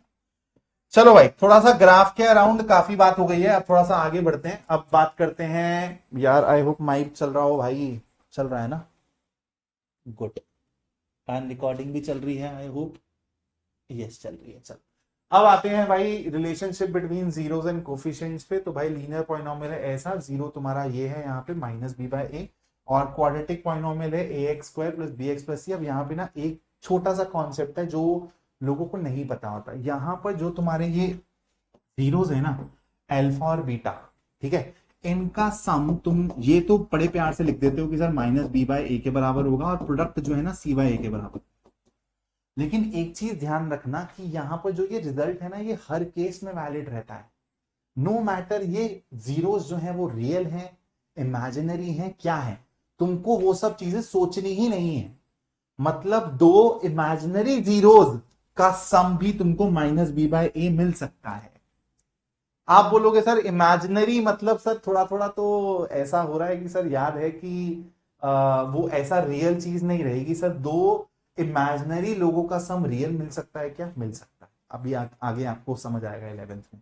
अभी उतना डीप में अपने को नहीं जाना है, बस आप लोगों को ये चीज समझनी है कि ये जो रिजल्ट है ना, alpha plus beta equals minus b by a, alpha beta c by a, ये सिर्फ और सिर्फ रियल जीरोस के हिसाब से वैलिड नहीं है। This is valid for all the zeros, every type of zeros. Confusion क्या होती है बच्चों को कि बच्चे ना जब सॉल्व करने जाते हैं ना, मान लो कि कोई मैंने तुमको एक एक्सप्रेशन दे दी और तुमसे ना ये फैक्टराइज नहीं हो रही है, ठीक है, और तुमको दिख भी रहा है कि सर यहाँ पे जो ना डी लेस देन जीरो की इमेजिनरी जीरोस है, और फिर भी तुमको सम दिख जाएगा -3 टाइप का, तो तुम बोलोगे सर इमेजिनरी जीरोस का सम -3 कैसे हो सकता है? हो सकता है। तो तुम लोगों को ध्यान रखना है कि इमेजिनरी भी हो सकते हैं जीरोस, रियल भी हो सकते हैं। दिस रिजल्ट कैन होल्ड, ये वैलिड रहे। ठीक है भाई, कहानी क्लियर? आगे चलें थोड़ा सा। चलो, क्यूबिक पॉलिनोमियल का अब सिलेबस में नहीं है, लेकिन फिर भी यार अगर मान लो 3 मेरे जीरोस हैं अल्फा बीटा गामा, अब इसमें से ऐसा हो सकता है कि भाई 2 इमेजिनरी हैं और एक रियल है, तीनों के तीनों रियल है, कुछ भी हो सकता है, I don't care about that. हमेशा उनका जो सम है वो माइनस बी बाय ए रहेगा। इनका अगर आप पेयर वाइज प्रोडक्ट करके ऐड करोगे तो आपको सी बाय ए मिलता है, और तीनों का प्रोडक्ट करोगे तो माइनस डी बाय ए मिलता है। ठीक है, याद रखो, सिलेबस में नहीं है फिर भी याद रखो, आगे जाके कभी यार कोई 11th में कोचिंग में एनरोल करोगे जेई के लिए, और फिर उनका जो एंट्रेंस टेस्ट होता है वो दोगे, तो वहां पर इन सब से सवाल आते हैं। ठीक है भाई, चलो एक और कॉन्सेप्ट है कि भाई अगर आपको जीरोस दे दिए जाएं तो आपको पॉलिनोमियल फाइंड करना आना चाहिए यार। तो अगर लीनियर पॉलिनोमियल फॉर्म करना है, तो जैसे मान लो मैंने आपको बोल दिया कि कोई लीनियर पॉलिनोमियल है जिसका जीरो है अल्फा, तो आप प्लीज मेरे को लीनियर पॉलिनोमियल लिख के बताइए। तो आप अल्फा को फैक्टर फॉर्म में डाल देंगे, एक्स माइनस अल्फा, और एक के आगे लगा देंगे। के लगाना बहुत जरूरी होता है, के की वैल्यू 1 2 3 रख रख के आपको बहुत सारे पॉलिनोमियल्स मिल सकते हैं। और यहां से आपको विजुअलाइज भी करना है कि सर ऐसे बहुत सारे लीनियर पॉलिनोमियल्स हो सकते हैं जिसका अल्फा इज अ जीरो। जैसे मान लो कि अल्फा यहां पर है, ठीक है, तो यार इस पॉइंट से तो आप ऐसी इनफाइनाइट लाइंस पास कर ही सकते हो ना। हर चीज को ना ज्योमेट्रिकली भी विजुअलाइज करनी सीखो, आपको मजा आएगा। बहुत लाइंस हो सकती हैं ऐसी यार। इसलिए यहां पर के को अब आप विजुअलाइज कर पा रहे होगे कि सर के इसलिए लगाया गया है क्योंकि ऐसी तो इनफाइनाइट लीनियर पॉलिनोमियल्स हो सकती हैं। अगर अल्फा बीटा दे दिए जाएंगे जीरो से और बोला जाए कि यार क्वाड्रेटिक पॉलिनोमियल फॉर्म करो, तो फॉर्मूला क्या होता है, के दो तरीके से कर सकते हो, के times x minus A multiplied x minus alpha multiplied by x minus beta, या फिर के x square minus sum of the zeros multiplied by x plus product of the zeros. और अगर आपसे बोल दे कि एक पॉलिनोमियल लिख के बता दो, तो यूजुअली हम लोग के को 1 डाल देते हैं। ठीक है, बात समझ आ गई? चलो अब रेडी हो भाई, थोड़े बहुत सवाल ववाल कर लें क्या? थोड़े बहुत सवाल कर लें, ठीक है। 30-40 मिनट्स में देखते हैं कितने सवाल कर पाते हैं। For the polynomial this right the degree of the polynomial, coefficient of x cube, coefficient of x की पावर 6 और कांस्टेंट। तो सबसे पहले हमको ना देखना पड़ेगा एक्सप्रेशन को। एक्सप्रेशन दिया हुआ है x cube plus 2x plus 1 divided by 5 minus 7 by 2 x square. तो इसको थोड़ा सा ना तरीके से लिख देता हूं यहाँ, ठीक है। तो ये हो जाएगा 1 by 5 x cube plus 2 by 5 x plus 1 by 5 minus 7 by 2 x square minus x की पावर 6। डिग्री बता दो भाई, इसकी डिग्री क्या होती है? डिग्री वाला कॉन्सेप्ट 9th में पढ़ा था, अब मैंने स्टार्टिंग में शायद मिस कर दिया। डिग्री इज जो भी आपको वेरिएबल दिख रहा है इसकी हाईएस्ट पावर। तो इसकी डिग्री क्या है भाई? 6 है। तो पहले का आंसर हो जाएगा 6। The coefficient of x cube, x cube का कोफिशिएंट क्या है दोस्तों? 1 by 5। The coefficient of x की पावर 6 इज -1। यहां पर कांस्टेंट टर्म क्या है अपनी? 1 बाय 5 प्लस 1 बाय 5। ठीक है, बेसिक सवाल था एकदम, ज्यादा कुछ नहीं था इसमें। Find the value of A if x minus A is a factor of this. आराम से समझना, अगर आपको ये 9th का ही कॉन्सेप्ट है जो आप रिलेट करोगे, और ऐसे सवाल 10th में आ जाते हैं कि भाई मेरे को ना a की वैल्यू बतानी है, अगर x माइनस ए ना इस गिवन पॉलिनोमियल का फैक्टर है, तो इसका मतलब क्या है कि ये जो है ना इसको कंप्लीटली डिवाइड करेगा। तो यहां पर आप लोगों ने ना एक फैक्टर थ्योरम और रिमाइंडर थ्योरम करके पढ़ी होगी, उसी का ही यूज करते हैं। x माइनस ए को अगर आप 0 से इक्वेट करोगे, तो जो आपको x की वैल्यू मिलती है ना दोस्तों, अगर इस पे आप इस एक्सप्रेशन की वैल्यू निकालोगे ना, तो आपको आंसर 0 मिलेगा। ठीक है, this is the concept, remainder theorem. ये रिमाइंडर 0 मिल जाता है अपने को, है ना, आपने पढ़ा होगा। तो मतलब x की जगह a डालूंगा और फिर उसको 0 से इक्वेट कर दूंगा। This is the concept. a cube minus a times a square is minus a cube plus 2a plus a minus 1 should be equal to 0। तो यहां पर x की वैल्यू a मैंने वहां पर एक्सप्रेशन में डाल दी और 0 से इक्वेट कर दिया, वहां से मेरे को a की वैल्यू मिल जाएगी। खत्म खत्म, 3a इक्वल्स 1, तो a की वैल्यू आ जाएगी 1/3। This is your answer. ऐसे सवाल करने हैं, सीबीएसई पूछता है। x plus y equals 12 and x y आपका 27 है, तो आपको x cube plus y cube के बारे में बताना है कि उसकी वैल्यू क्या होगी। देखो ऐसे सवालों से ना तुम्हारी थोड़ी सी ना मैन्युपुलेशन स्ट्रांग होगी। तुमने ऐसे सवाल करे होंगे ना कि अल्फा कुछ alpha cube beta cube type का पूछा है, जहां पर तुम अल्फा प्लस बीटा और अल्फा बीटा का यूज करते हो। ठीक है, जैसे तुमसे कोई पूछ लेता है कि 1/अल्फा प्लस 1/बीटा क्या होगा, तो तुम यहां पर सिंप्लीफाई करते हो और देखते हो कि ये तो सम ऑफ जीरोस और प्रोडक्ट ऑफ जीरोस के हिसाब से एक्सप्लेन किया जा सकता है।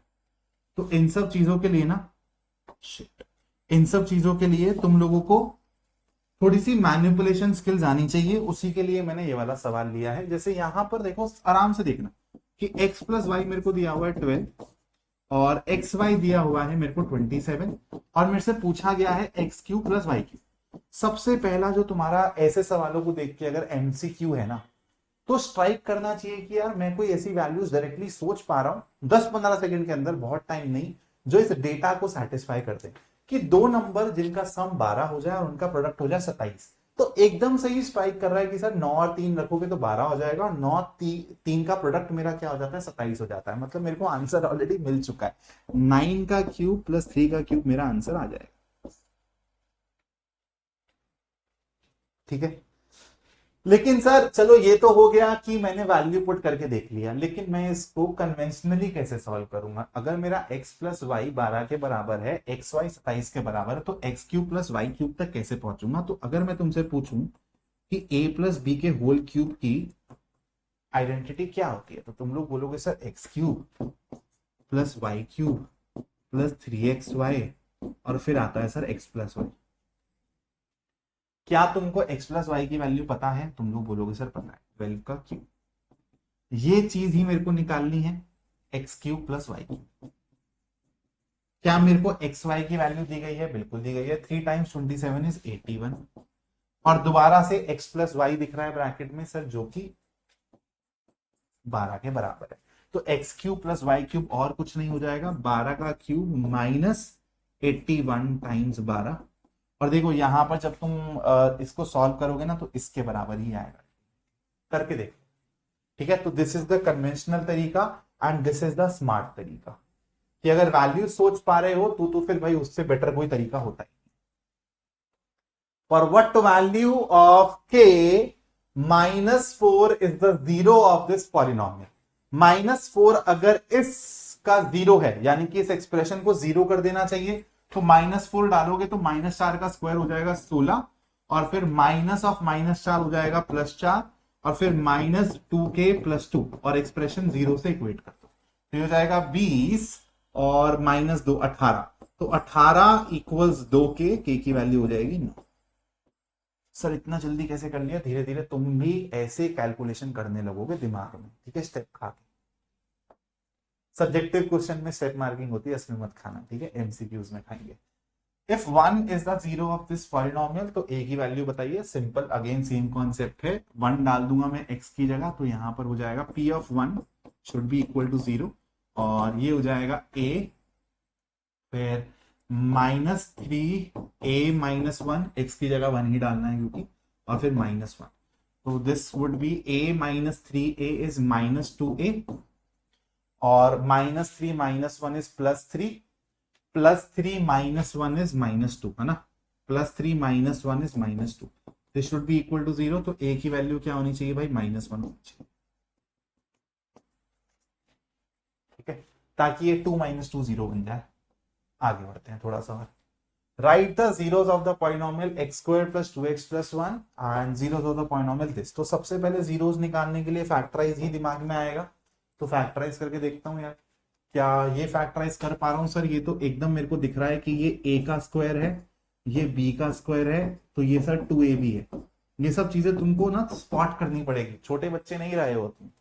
तो मेरे को दिख रहा है कि सर ये और कुछ नहीं, अगर मैं a को x बोल दूं और b को 1 बोल दूं, तो सर ये x + 1 का होल स्क्वायर है, a² + b² + 2ab है। या फिर आप इसको फैक्टराइज करेंगे, मिडल स्प्लिट करेंगे, तो आपको ऐसे दिखेगा ये कि कैसे करते हैं भाई फैक्टराइज, कैसे करते हैं? 9th क्लास में सीख कर आए थे कि सर इसका और इसका प्रोडक्ट दिख रहा है मेरे को 1, तो 2x को मेरे को इस तरीके से स्प्लिट करना है, जैसे यहां पर मैं x + x की तरह स्प्लिट कर दूंगा इसको।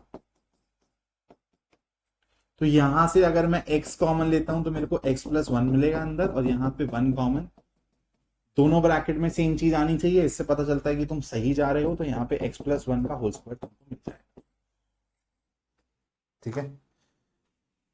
और एक बारी मैं इसको भी रिवाइज कर देता हूं कि अगर तुमको इस टाइप की चीज मिल रही है और तुमको फैक्टराइज करना है या फिर मिडल स्प्लिट करना है, तो तुम इसको और इसको देखते हो, ठीक है, ए और सी, यहां से तुमको एक प्रोडक्ट मिलता है।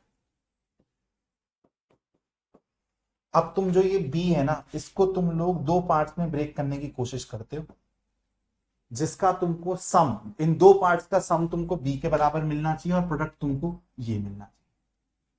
जैसे यहां से मैं एक्सप्लेन करता हूं इसको exactly, x square minus x minus six, ठीक है, तो वन है माइनस सिक्स, तो मैं सबसे पहले माइनस सिक्स के हिसाब से सोचूंगा, और यहां पर बी क्या है, माइनस वन, तो माइनस सिक्स और माइनस वन के हिसाब से सोचना है। ऐसे दो नंबर सोचने हैं जिसका सम आ जाए माइनस वन और जिसका प्रोडक्ट आ जाए माइनस सिक्स, जिसका सम आ जाए माइनस वन और जिसका प्रोडक्ट आ जाए माइनस सिक्स। माइनस थ्री और टू सेटिस्फाई कर देंगे क्या ये? बिल्कुल कर देंगे सर।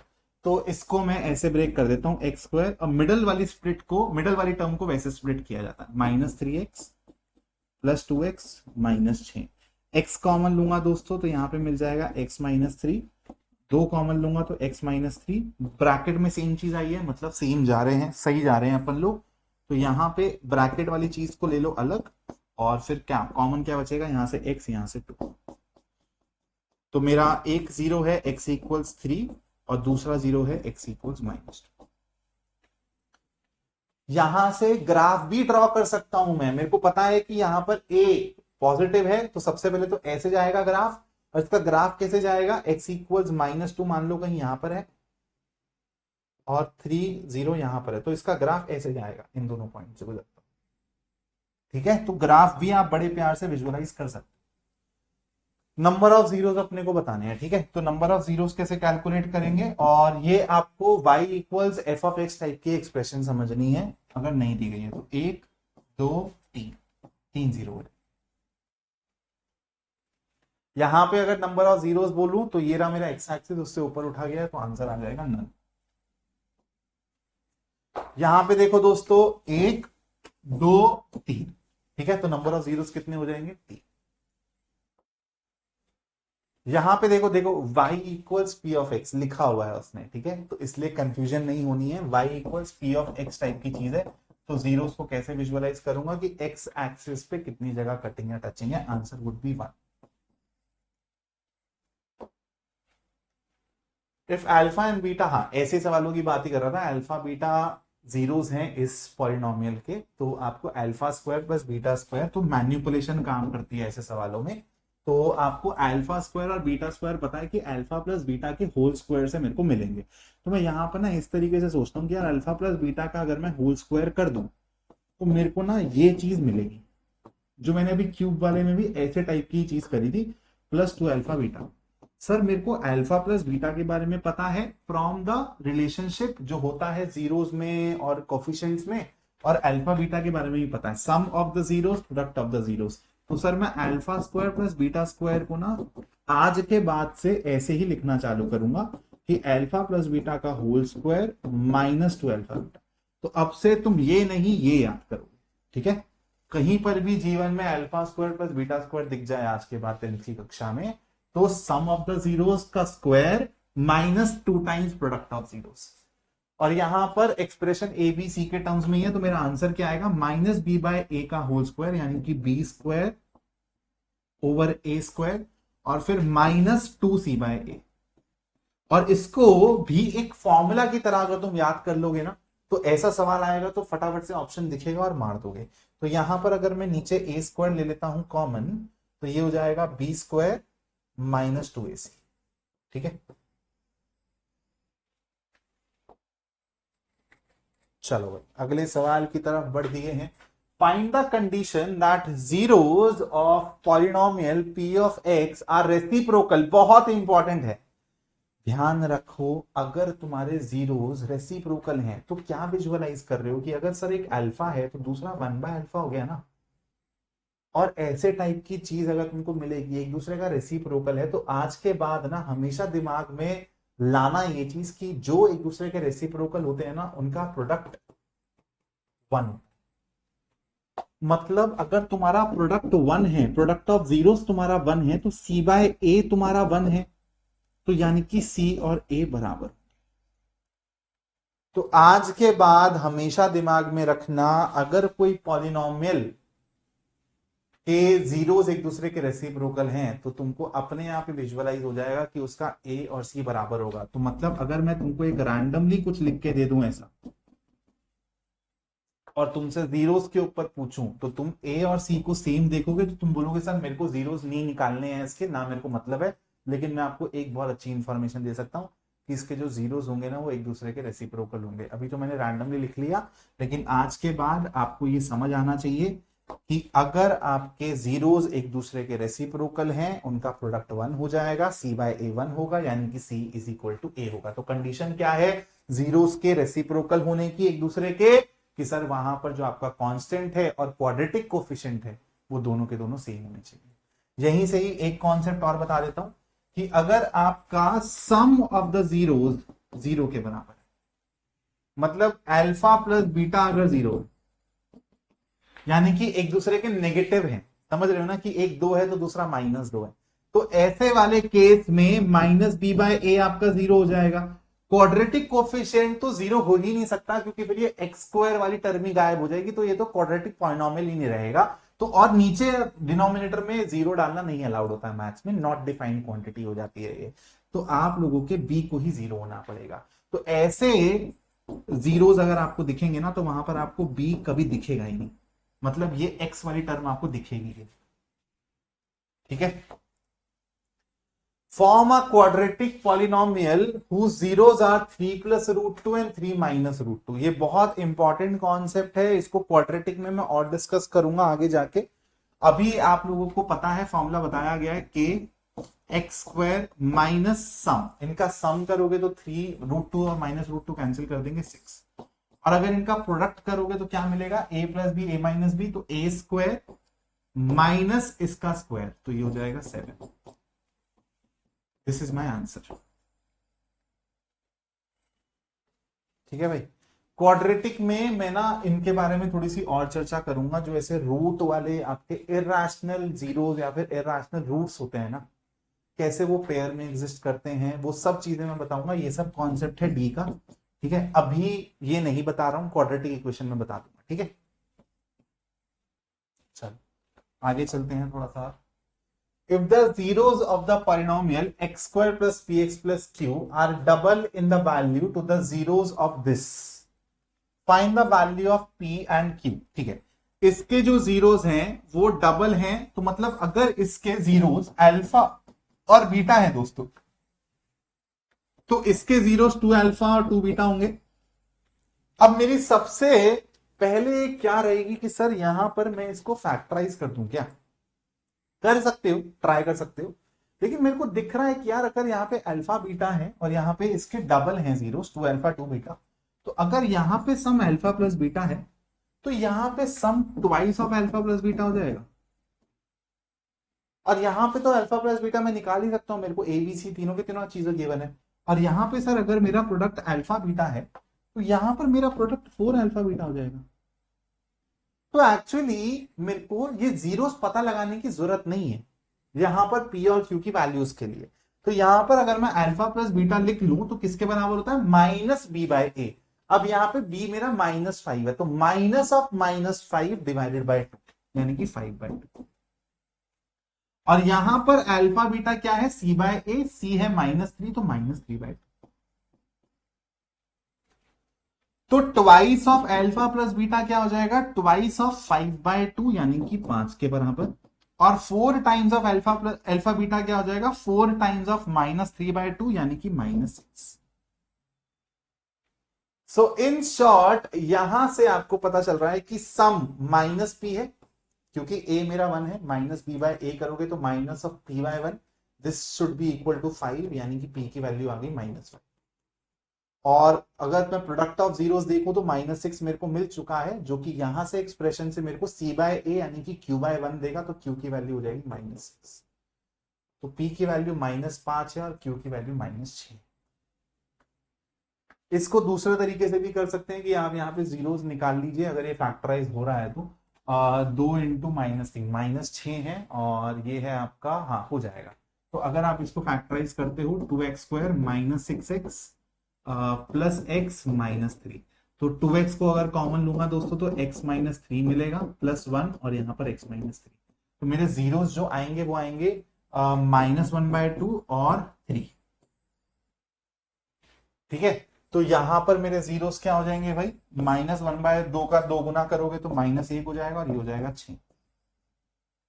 तो यहां से भी तुम निकाल सकते हो कि तुमको सम मिल रहा है 5 और प्रोडक्ट मिल रहा है -6।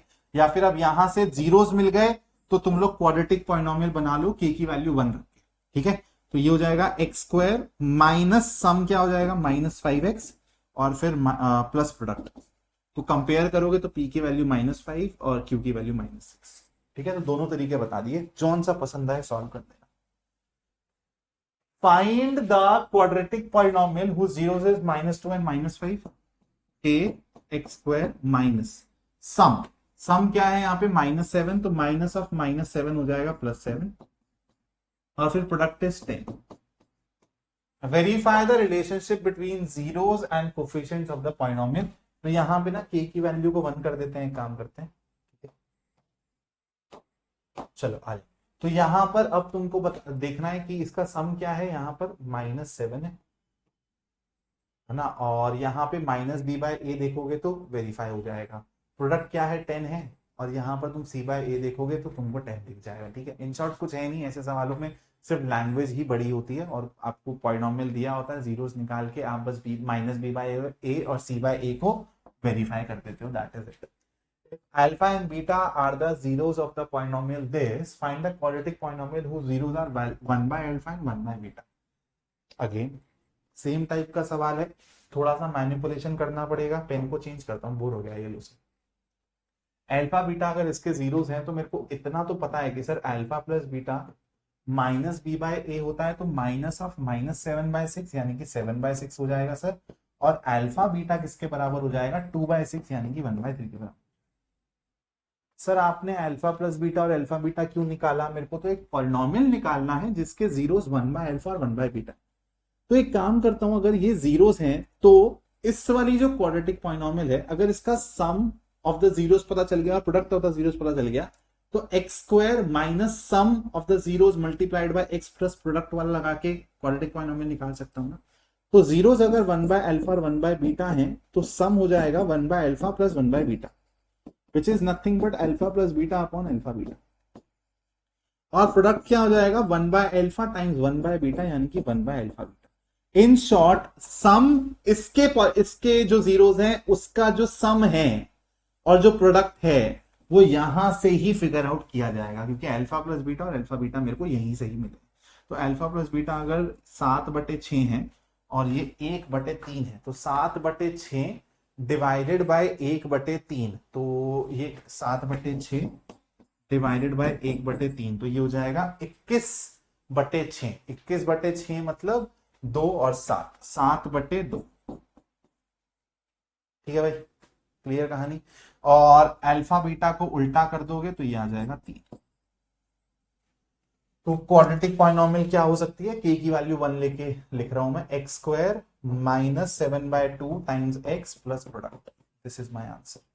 और इसको अब तुम ना इस तरीके से भी लिख सकते हो कि मैं 2 से मल्टीप्लाई कर दूं, k की वैल्यू यहां पर अगर मैं 2 रख देता हूं तो मैं इसको ऐसे भी लिख सकता हूं। ठीक है, तो ऊपर वाला आंसर भी सही है और नीचे वाला आंसर भी सही है।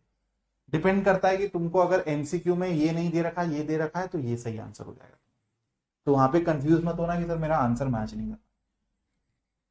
चलो थोड़ा सा और आगे बढ़ रहे हैं। Alpha and beta are the zeros of the polynomial this satisfying the relation alpha square plus beta square plus alpha beta is equal to this. तो मेरे को k की वैल्यू बतानी है।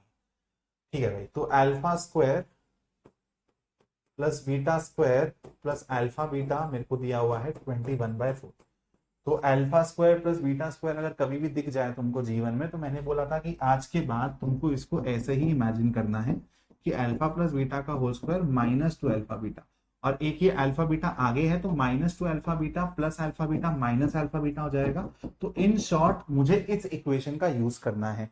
तो अल्फा प्लस बीटा अगर यहां से मैं निकालता हूं तो -5/2 हो जाएगा। -5/2 का होल स्क्वायर करूंगा तो ये हो जाएगा 25/4। और अल्फा बीटा है k/2 के बराबर, तो -k/2। This will be equal to 21/4। ठीक है, तो के माइनस के बाय 2 को उधर ले आओ, 21/4 को इधर ले आओ, तो के बाय 2 हो जाएगा तुम्हारा 25 माइनस 4, 4/4 यानी कि 1। तो के की वैल्यू हो जाएगी 2 टाइम्स 1। ठीक है, पीवाई क्यू है तुम्हारा, पूछा गया था ये, सवाल आते हैं। If one zero of the quadratic polynomial is negative of the other than find the zeros of kx² plus 3kx plus 2। अब देखो, ये चीज मैं तुमको ऑलरेडी बता चुका हूं, एमसीक्यू में होता तो फटाफट कर देते कि एक जीरो अगर दूसरे का नेगेटिव है तो मतलब सम मेरा जीरो है, तो माइनस बी बाय ए क्या हो जाएगा। अब यहां पे देखो, जो ये बीच वाली टर्म है ना, दोनों में एक्स है, तो -8k प्लस 1 है ना, -8k प्लस 8, इस टाइप का कुछ दिख रहा है ना। तो माइनस बी बाय ए अगर मैं करता हूं, ये मेरा बी हो चुका है। और इन शॉर्ट में इसको ना थोड़ा सा ऐसे लिख देता हूं ताकि तुम कंफ्यूज ना हो। 4x², और यहां पर मैंने ले लिया, मान लो 8 भी कॉमन ले लूं क्या एक्स के साथ साथ, नहीं छोड़ो, एक्स को ही रहने दो बस कॉमन। तो ये हो जाएगा तुम्हारा प्लस, और अंदर आ जाएगा -8k प्लस 8। ठीक है, और ये हो जाएगा तुम्हारा -9। तो अगर तुमको सम जीरो से इक्वेट करना है तो माइनस बी बाय ए, तो माइनस बी बाय क्या हो जाएगा, माइनस, और अब मेरा बी है ये -8k प्लस 8 डिवाइडेड बाय 4। ठीक है, अब नीचे वाला जो है, हमेशा ध्यान रखो, माइनस बी बाय ए को अगर जीरो करना है तो नीचे वाले से तो मतलब ही नहीं है, न्यूमरेटर जीरो होगा तो अपने आप ही जीरो हो जाएगा। तो इन शॉर्ट इस चीज को मेरे को जीरो करना है, तो -8k प्लस 8 जीरो के बराबर है, तो k की वैल्यू क्या होगी, 1 हो जाएगी। k की वैल्यू 1, अब तुम यहां पे रखोगे और इसके जीरोस बहुत इजीली निकाल लोगे। x² प्लस 3x प्लस 2, इसके जीरोस निकालने हैं, फैक्टराइज करेंगे तो ये हो जाएगा, 2 चाहिए प्रोडक्ट और 3 चाहिए सम, ऐसा दो नंबर, तो 2 और 1, x² plus 2x plus x plus 2। ठीक है, तो x कॉमन लेंगे, x प्लस 2 यहां पर आ जाएगा, 1 कॉमन लेंगे, x प्लस 2 यहां पर आ जाएगा। चीजें सही चल रही हैं, ब्रैकेट में सेम चीजें हैं, x प्लस 1 और x प्लस 2। और ये तो अभी बहुत हल्के, जो तुम्हारे पीवाई क्यूज, जो तुम्हारे एनसीईआरटी लेवल, एनसीईआरटी एग्जाम्पलर वाले सवाल है वो करवा रहा हूं। अभी तो बहुत प्यारे प्यारे, अभी इस वाले वन शॉट में भी प्यारे प्यारे सवाल आएंगे, लेकिन अभी तो एक प्रॉपर कॉम्पिटेंसी बेस्ड वाला क्वेश्चन लेक्चर आने वाला है, उसमें तो तुम्हारे को स्वाद आ जाएगा भाई। चलो इस वाले सवाल को देखो। If 2 and -3 are the zeros of the quadratic polynomial x² plus a plus 1 times x plus b, then find the values of a and b। तो मेरे को ना ऑलरेडी जीरोस दिए हुए हैं और मेरे को a और b की वैल्यू निकालनी है। तो यहाँ पे ना दो तरीके हैं इस क्वेश्चन को सॉल्व करने के, एक बारी मैं 2 डाल दूं और a b में इक्वेशन निकाल लूं, और एक बारी -3 डाल के 0 से इक्वेट करके a b में इक्वेशन निकाल लूं, सॉल्व कर लूं। थर्ड चैप्टर अगर आपने पढ़ा है तो आपको पता है ऐसी इक्वेशन सॉल्व हो जाती है, और ए और बी निकाल लूं। या तो मैं एक काम करता हूं कि मैं एक यहाँ पे ना पॉलिनोमियल बना देता हूं कि अगर 2 और -3 मेरे जीरोस हैं, तो क्या मैं अपने पॉलिनोमियल को ऐसे लिख सकता हूं, x², इसका सम हो जाएगा -1 और प्रोडक्ट हो जाएगा -6, सॉरी हाँ -6 नॉट 6। तो सम अगर -1 है तो x² प्लस 1 x, यानी कि x² प्लस x सिंपली, और फिर -6। अब इसको अगर आप इससे कंपेयर करोगे तो सबसे पहले तो इसको कर दो 1। ठीक है, तो अब आपको a प्लस 1 चाहिए 1 के बराबर, तो a की वैल्यू 0 सेटिस्फाई मार जाएगी और b की वैल्यू -6 आएगी। ठीक है भाई, क्लियर कहानी। चल, ये ज्यादा बेटर तरीका है रादर देन वो जीरोस पुट करके, 0 से इक्वेट करके a b में इक्वेशन बनाने का। हाँ भाई, कुछ कुछ सवाल सीबीएसई अच्छा पूछ लेता है जहां पे ना लैंग्वेज फंसा देती है, इसलिए ना वोकैबुलरी और इंग्लिश का अच्छा होना बहुत जरूरी है। स्पेशली आजकल जो क्वेश्चंस आ रहे हैं ना, जैसे पिछले साल भी जो बोर्ड एग्जाम था ना, उसमें एक केस स्टडी मेरे को याद है जिसमें एक बहुत ही टिपिकल वर्ड उसने दे दिया था कि समझ ही नहीं आ रहा था कि एरिया की बात कर रहा है, लेंथ की बात कर रहा है। तो आपको थोड़ा सा ना अपनी इंग्लिश पे भी ना कमांड अच्छी रखनी पड़ेगी। जैसे इस सवाल से मैं उसको प्रूव करूंगा, जैसे यहां पर दिया हुआ है, if the squared difference of the zeros of the quadratic polynomial x² plus px plus 45 is equal to 144, find the value of p। तो यहां पर squared difference of the zero से क्या मतलब है? Squared difference of the zeros, दो चीजें मैं आपके सामने रख रहा हूं कि यहां पर अगर मेरे जीरोस अल्फा और बीटा है मान के चलता हूं, ठीक है, squared difference of the zeros का मतलब ये है या फिर ये, अल्फा माइनस बीटा का होल स्क्वायर है या फिर alpha square minus beta square है। तो अब आपको आराम से पढ़ना पड़ेगा, विजुअलाइज करना पड़ेगा कि कौन सी चीज आपको सेंस बना रही है। Squared difference of the zeros मतलब डिफरेंस ऑफ द स्क्वायर, जीरोस को लिया गया और उसको स्क्वायर किया गया। और यहां पर क्या है कि आपने जीरोस को स्क्वायर किया पहले और फिर उसका डिफरेंस लिया गया, ठीक है। तो ये चीज यहां पर नहीं बोल रहा है वो करने के लिए, वो बोल रहा है ये चीज। अब अल्फा माइनस बीटा का होल स्क्वायर, सर ये तो सर थोड़ा सा ना दिक्कत हो गया, आपने alpha square plus beta square के हिसाब से तो चीजें इमेजिन करवा दी, करवा देता हूं इमेजिन। अल्फा माइनस बीटा का होल स्क्वायर खोल दो पहले। सर अल्फा बीटा तो इमेजिन हो जाता है प्रोडक्ट की तरह, alpha square plus beta square sir ये भी इमेजिन हो जाता है, काम हो गया तुम्हारा। Minus two alpha beta minus two alpha beta, यानी कि अल्फा माइनस बीटा का होल स्क्वायर को मैं ऐसे लिख सकता हूं, अल्फा प्लस बीटा का whole square minus four alpha beta. ठीक है भाई, सॉरी यहां पर एक चीज मैंने गलती कर दी, alpha square alpha plus beta, नहीं सही तो लिखा था, हाँ अल्फा प्लस बीटा का स्क्वायर और माइनस फोर अल्फा।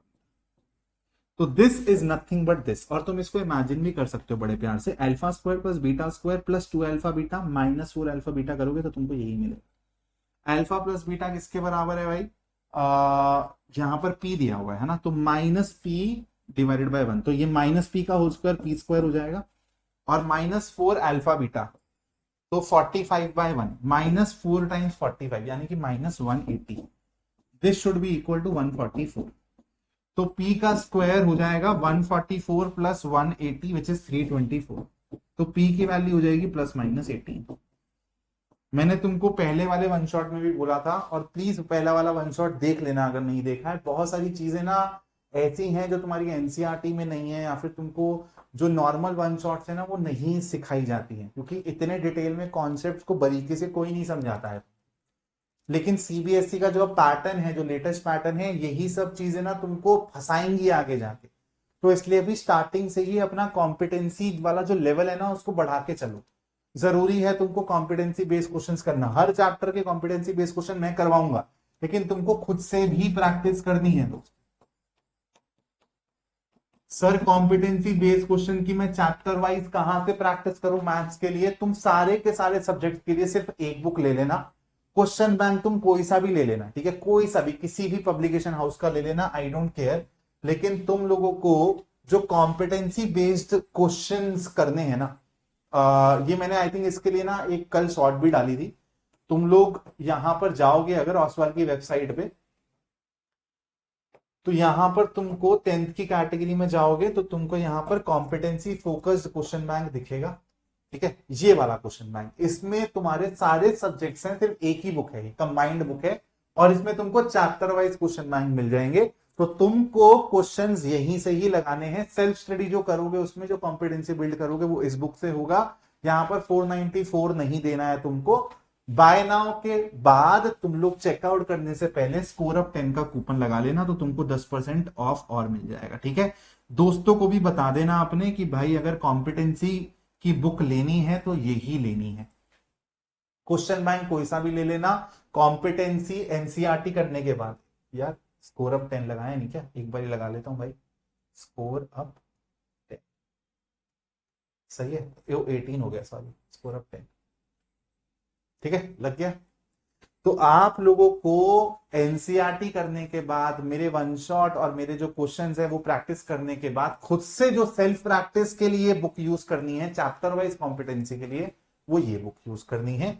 इसके अलावा मार्केट में ऐसी कंबाइंड ऑल सब्जेक्ट्स की कॉम्पिटेंसी वाला रिसोर्स है ही नहीं, इससे बेटर रिसोर्स नहीं है कोई सा भी। आंसर आ गया। मैंने आपको पहले वाले वन शॉट में भी बताया था, प्लीज 1 से लेके 20 तक के स्क्वायर्स याद कर लेना, और 1 से लेके 20 तक के क्यूब्स भी याद कर लेना, इससे आपकी कैलकुलेशन फास्ट हो जाती है। आगे बढ़ते हैं थोड़ा सा।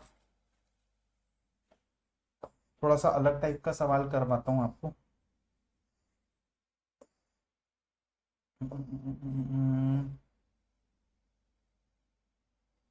चलो इसी को ही करवाते हैं, पहले आ जाओ।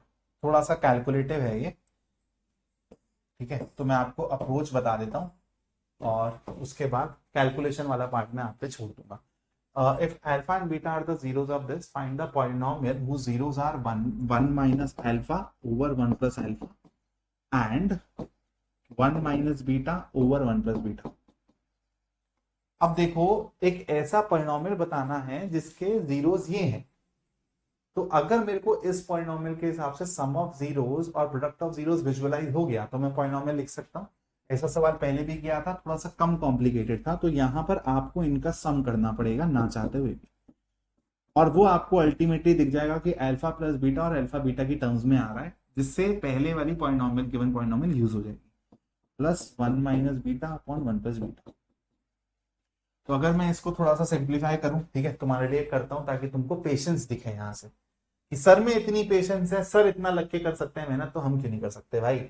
तो सबसे पहले डिनोमिनेटर मेरा बन जाएगा 1 plus alpha times 1 plus beta, और इसको भी मैं मल्टीप्लाई करके लिख देता हूं डायरेक्टली, है ना। तो 1 with 1 plus beta would be 1 and then plus beta और फिर अल्फा प्लस अल्फा बीटा। तो अल्फा प्लस बीटा की प्रेजेंस भी दिख गई और अल्फा बीटा की प्रेजेंस भी दिख गई।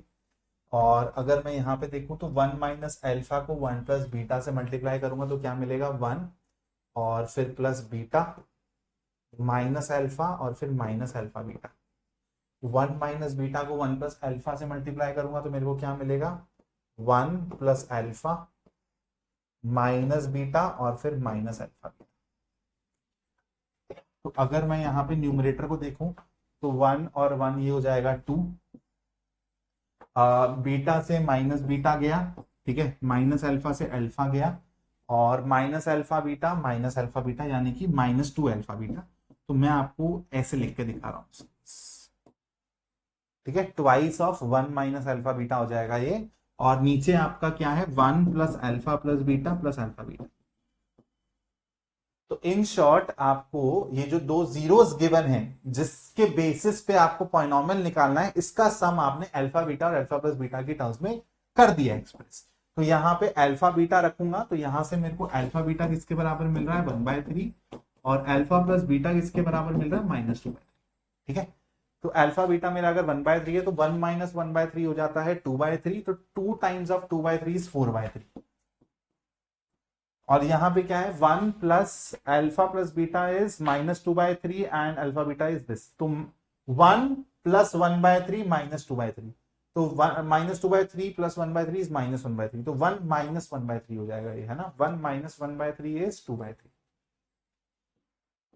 आंसर आएगा 2। तो इन दोनों का सम आ रहा है 2। सिमिलरली प्रोडक्ट करने के लिए क्या करना पड़ेगा भाई, प्रोडक्ट करने के लिए 1 minus alpha upon 1 plus alpha multiplied by 1 minus beta upon 1 plus beta. तो न्यूमरेटर को इससे कर दो आपस में और इसको इससे कर दो, तो ये हो जाएगा आपका 1 और फिर minus beta minus alpha plus alpha beta, ठीक है दोस्त। और नीचे वाले की कहानी देखेंगे तो ये हो जाएगा 1 और ये तो plus alpha plus beta plus alpha beta.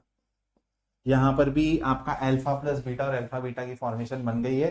तो अगर मैं इसको सॉल्व कर दूं तो ये हो जाएगा 1 minus of alpha plus beta, तो ये हो जाएगा 1 प्लस 2/3 प्लस 1/3, है ना। तो 1 प्लस 2/3 प्लस 1/3। इतनी मेहनत कर रहा हूं भाई, सब्सक्राइब कर देना, लाइक कर देना, ठीक है। 1 प्लस 2/3 प्लस 1/3 और नीचे क्या बनेगा, 1 प्लस अल्फा प्लस बीटा यानी कि 1 माइनस 2/3 प्लस 1/3। तो ऊपर वाला हो जाएगा 1 प्लस, और ये भी क्या है आपका 3/3, तो ऊपर हो जाएगा 2 और नीचे हो जाएगा क्या, -2/3 plus 1/3 is -1/3, 1 minus 1/3 is 1 minus 1/3 is 2/3। तो ये हो जाएगा आपका 6/2। तो मतलब मेरा जो आंसर आएगा वो क्या आएगा, अब मैं सीधा सीधा आंसर लिख रहा हूं, सम है मेरा 2 और प्रोडक्ट है मेरा 3। तो x square minus 2x plus 3 with a के सॉल्व। ठीक है, 5 नंबर से कम में नहीं आएगा वाला सवाल। If a and b are the zeros of the quadratic polynomial this, तो आपको वैल्यू बतानी है a की power 4 b cube plus a cube b की पावर 4 की। और तो देखो यार, यहां पर अगर तुम a क्यूब b क्यूब को कॉमन ले लोगे तो अंदर तुमको a प्लस बी मिलेगा। तो ये हो गया तुम्हारा सम ऑफ जीरोस, और ये और कुछ नहीं है, ए बी का होल क्यूब है। ठीक है, कर लोगे, आसान है, मुश्किल नहीं है वाला सवाल। ठीक है, अब एक दो सवाल ना थोड़े से अलग टाइप के करवाता हूं, अच्छे सवाल करवाता हूं। ग्राफ वाला सवाल है, फटाफट से क्या करना है। Graph of y equals p of x are given. P of x वाली फॉर्म है तो एक्स एक्सिस से ही मेरे को जीरोस के बारे में पता चलेगा। नंबर ऑफ जीरोस 1 है, 2 है, 1 2 3 है, 1 है, टचिंग वाला केस है, 1 2 3 4। ठीक है भाई, ऐसे सवाल आते हैं, ध्यान रखेंगे। हाँ, कंस्ट्रक्ट अ ग्राफ, ऐसे सवाल आपको नहीं मिलेंगे कहीं पे। Construct a graph which represent the zeros of the quadratic polynomial for this expression y equals x square minus 10x। तो सबसे पहले मैंने क्या बोला, ग्राफ को इमेजिन करना है तो जीरोस को इमेजिन कर लो, वहां से पता चल जाता है कि कौन सा ग्राफ कहां कैसे कट करेगा। अगर मैं x को कॉमन ले लूं तो x माइनस 10, तो मेरे को यहां से दोनों के दोनों जीरोस मिल गए, एक x इक्वल 0 और एक x इक्वल 10। और एक ही वैल्यू क्या है, पॉजिटिव है, यानी कि ऐसा अपवर्ड पैराबोला रहेगा। तो अपवर्ड पैराबोला बना दो जिसका ग्राफ 0 पे भी कट करे और x इक्वल 10 पे भी कट करे, तो आपका ग्राफ कुछ ऐसा चला जाएगा। ये लो, ये रहा आपका graph. This is 0,0 and this is 10,0। खत्म क्वेश्चन। डरना नहीं है भाई, जब तक अपन खड़े हैं डरना नहीं है। ये तुम होमवर्क में ले लो, ये सारी वेरिएशंस तुमको आनी चाहिए। इसमें से मेजॉरिटी वेरिएशंस मैंने करवा दी है। Alpha square plus beta square, 1 by alpha plus 1 by beta भी करवा दिया है, 1 by alpha square plus 1 by beta square भी करवा दिया है। ये भी मतलब इन अ वे करवाई दिया है सवाल में, सारी तो करवा दी यार, ये दोनों सेम है। ठीक है, इससे ज्यादा वेरिएशन नहीं आती है। मतलब इतनी वेरिएशन अगर तुम बना पा रहे हो ना, तो फिर इसके बाद ये सम और प्रोडक्ट वाले क्वेश्चंस बहुत आसान लगने लगते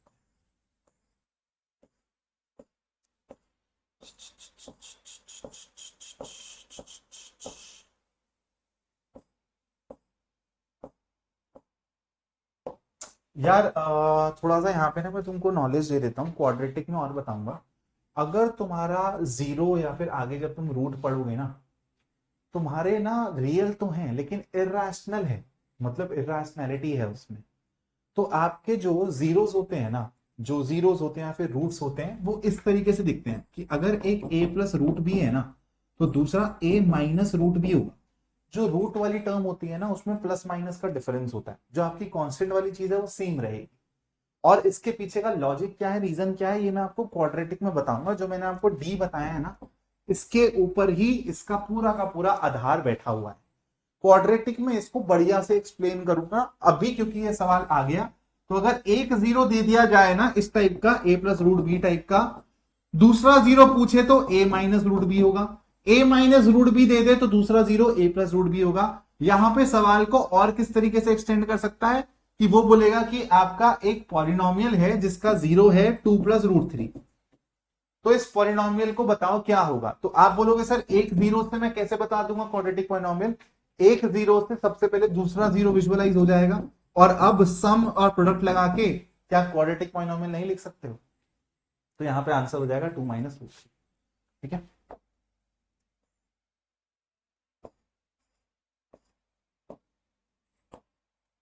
ये भी सिंपल ही है सवाल, थोड़ा सा और आगे चलते हैं। हाँ, ये देखो, इस वाले सवाल को देखो, अच्छे सवाल है। अब थोड़े से एग्जाम्पलर के सवाल करवा रहा हूं, कुछ 5-7 सवाल हैं। और इसके बाद इन्हीं टाइप के सवाल, साइन वाले सवाल मैं अपने कॉम्पिटेंसी बेस्ड क्वेश्चंस वाला जो क्वेश्चन लेक्चर डालने वाला हूं उसमें भी करवाऊंगा। आई होप माइक चल रहा हो।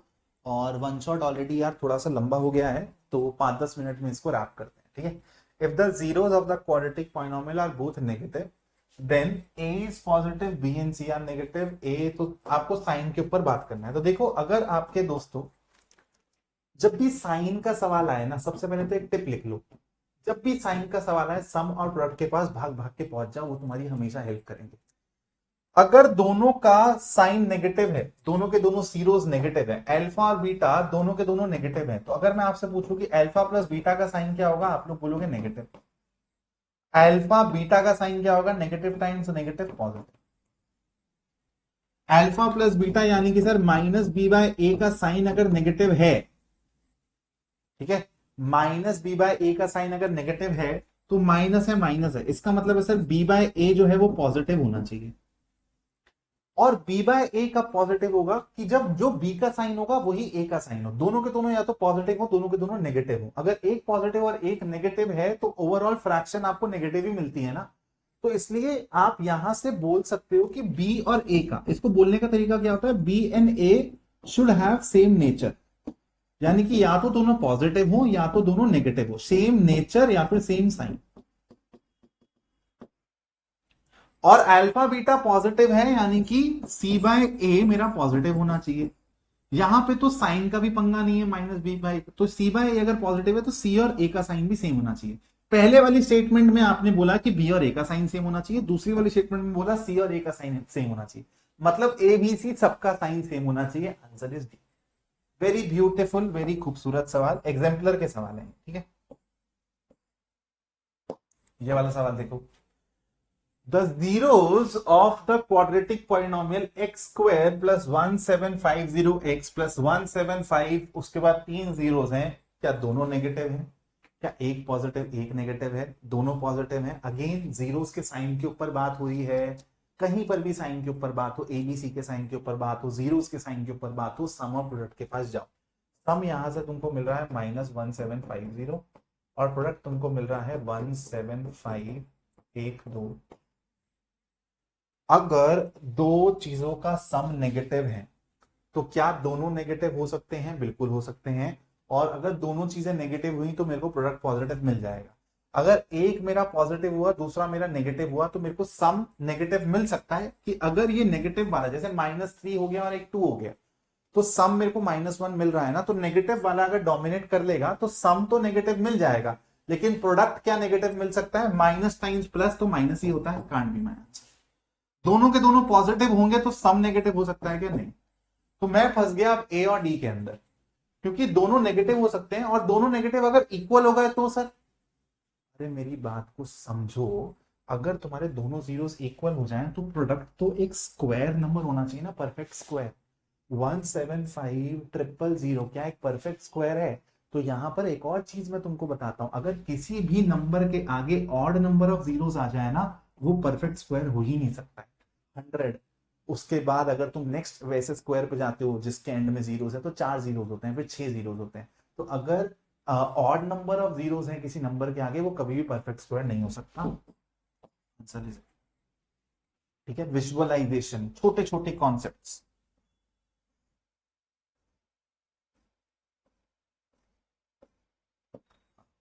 If the zeros of the quadratic polynomial are equal, तो a और b का साइन के ऊपर, ए सी के साइन के ऊपर, अगेन साइन वाला सवाल है, आराम से सीखेंगे। क्या है, जीरोस जो है वो इक्वल है, ठीक है, ओके। जीरोस इक्वल है तो दोनों पॉजिटिव भी हो सकते हैं, दोनों नेगेटिव भी हो सकते हैं, ठीक है। तो अगर पॉजिटिव है दोनों के दोनों, तो मेरा सम हो जाएगा पॉजिटिव और प्रोडक्ट भी हो जाएगा मेरा पॉजिटिव, ठीक है।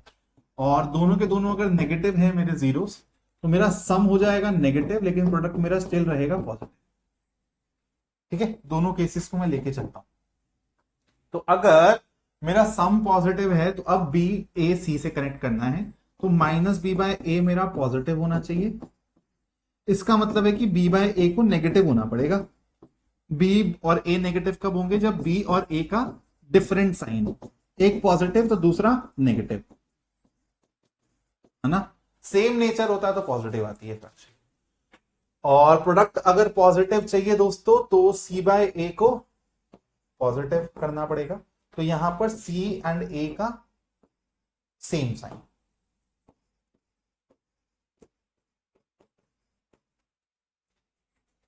ठीक है।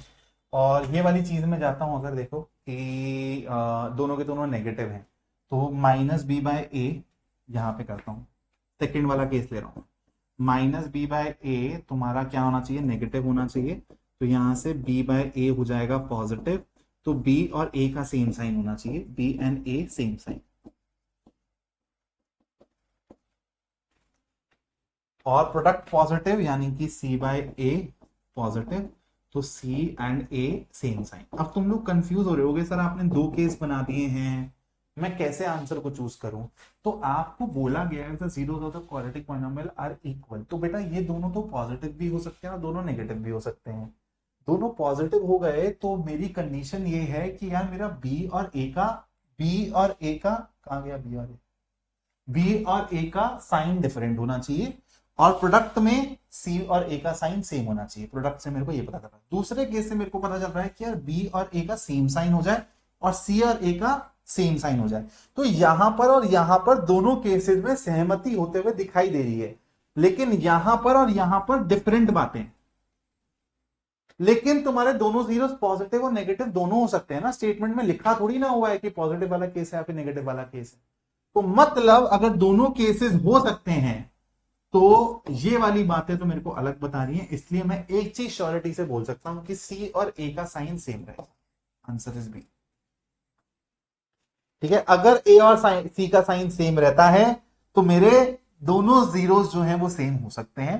ये चीज आपको यहां से एस्टैब्लिश होते हुए दिखाई दे रही है। बहुत ही प्यारा सवाल है, दोनों केसेस को सॉल्व करना पड़ेगा और फिर कॉमन चीज देखनी पड़ेगी जो कि हमेशा वैलिड रहेगी। हाँ, one of the important PYQs कि कितने पॉलिनोमियल्स हो सकते हैं जो इन जीरो से पास करेंगे, तो इनफाइनाइट पॉलिनोमियल्स हो सकते हैं। के की वैल्यू आप बहुत सारी डाल सकते हो, ऑलरेडी मैं थ्योरी में आपको बता चुका हूं। तो आंसर हो जाएगा मोर देन 4। इसको आप ना थोड़ा सा विजुअली भी अच्छे से समझ सकते हो कि अगर ये 4 है ये 7 है, तो देखो कितने सारे क्वाड्रेटिक पॉलिनोमियल इन दोनों पॉइंट से ऐसे गुजर सकते हैं, है ना। कितने सारे गुजर सकते हैं, बहुत सारे बना सकते हैं। चलो थोड़ा सा और आगे बढ़ते हैं दोस्तों।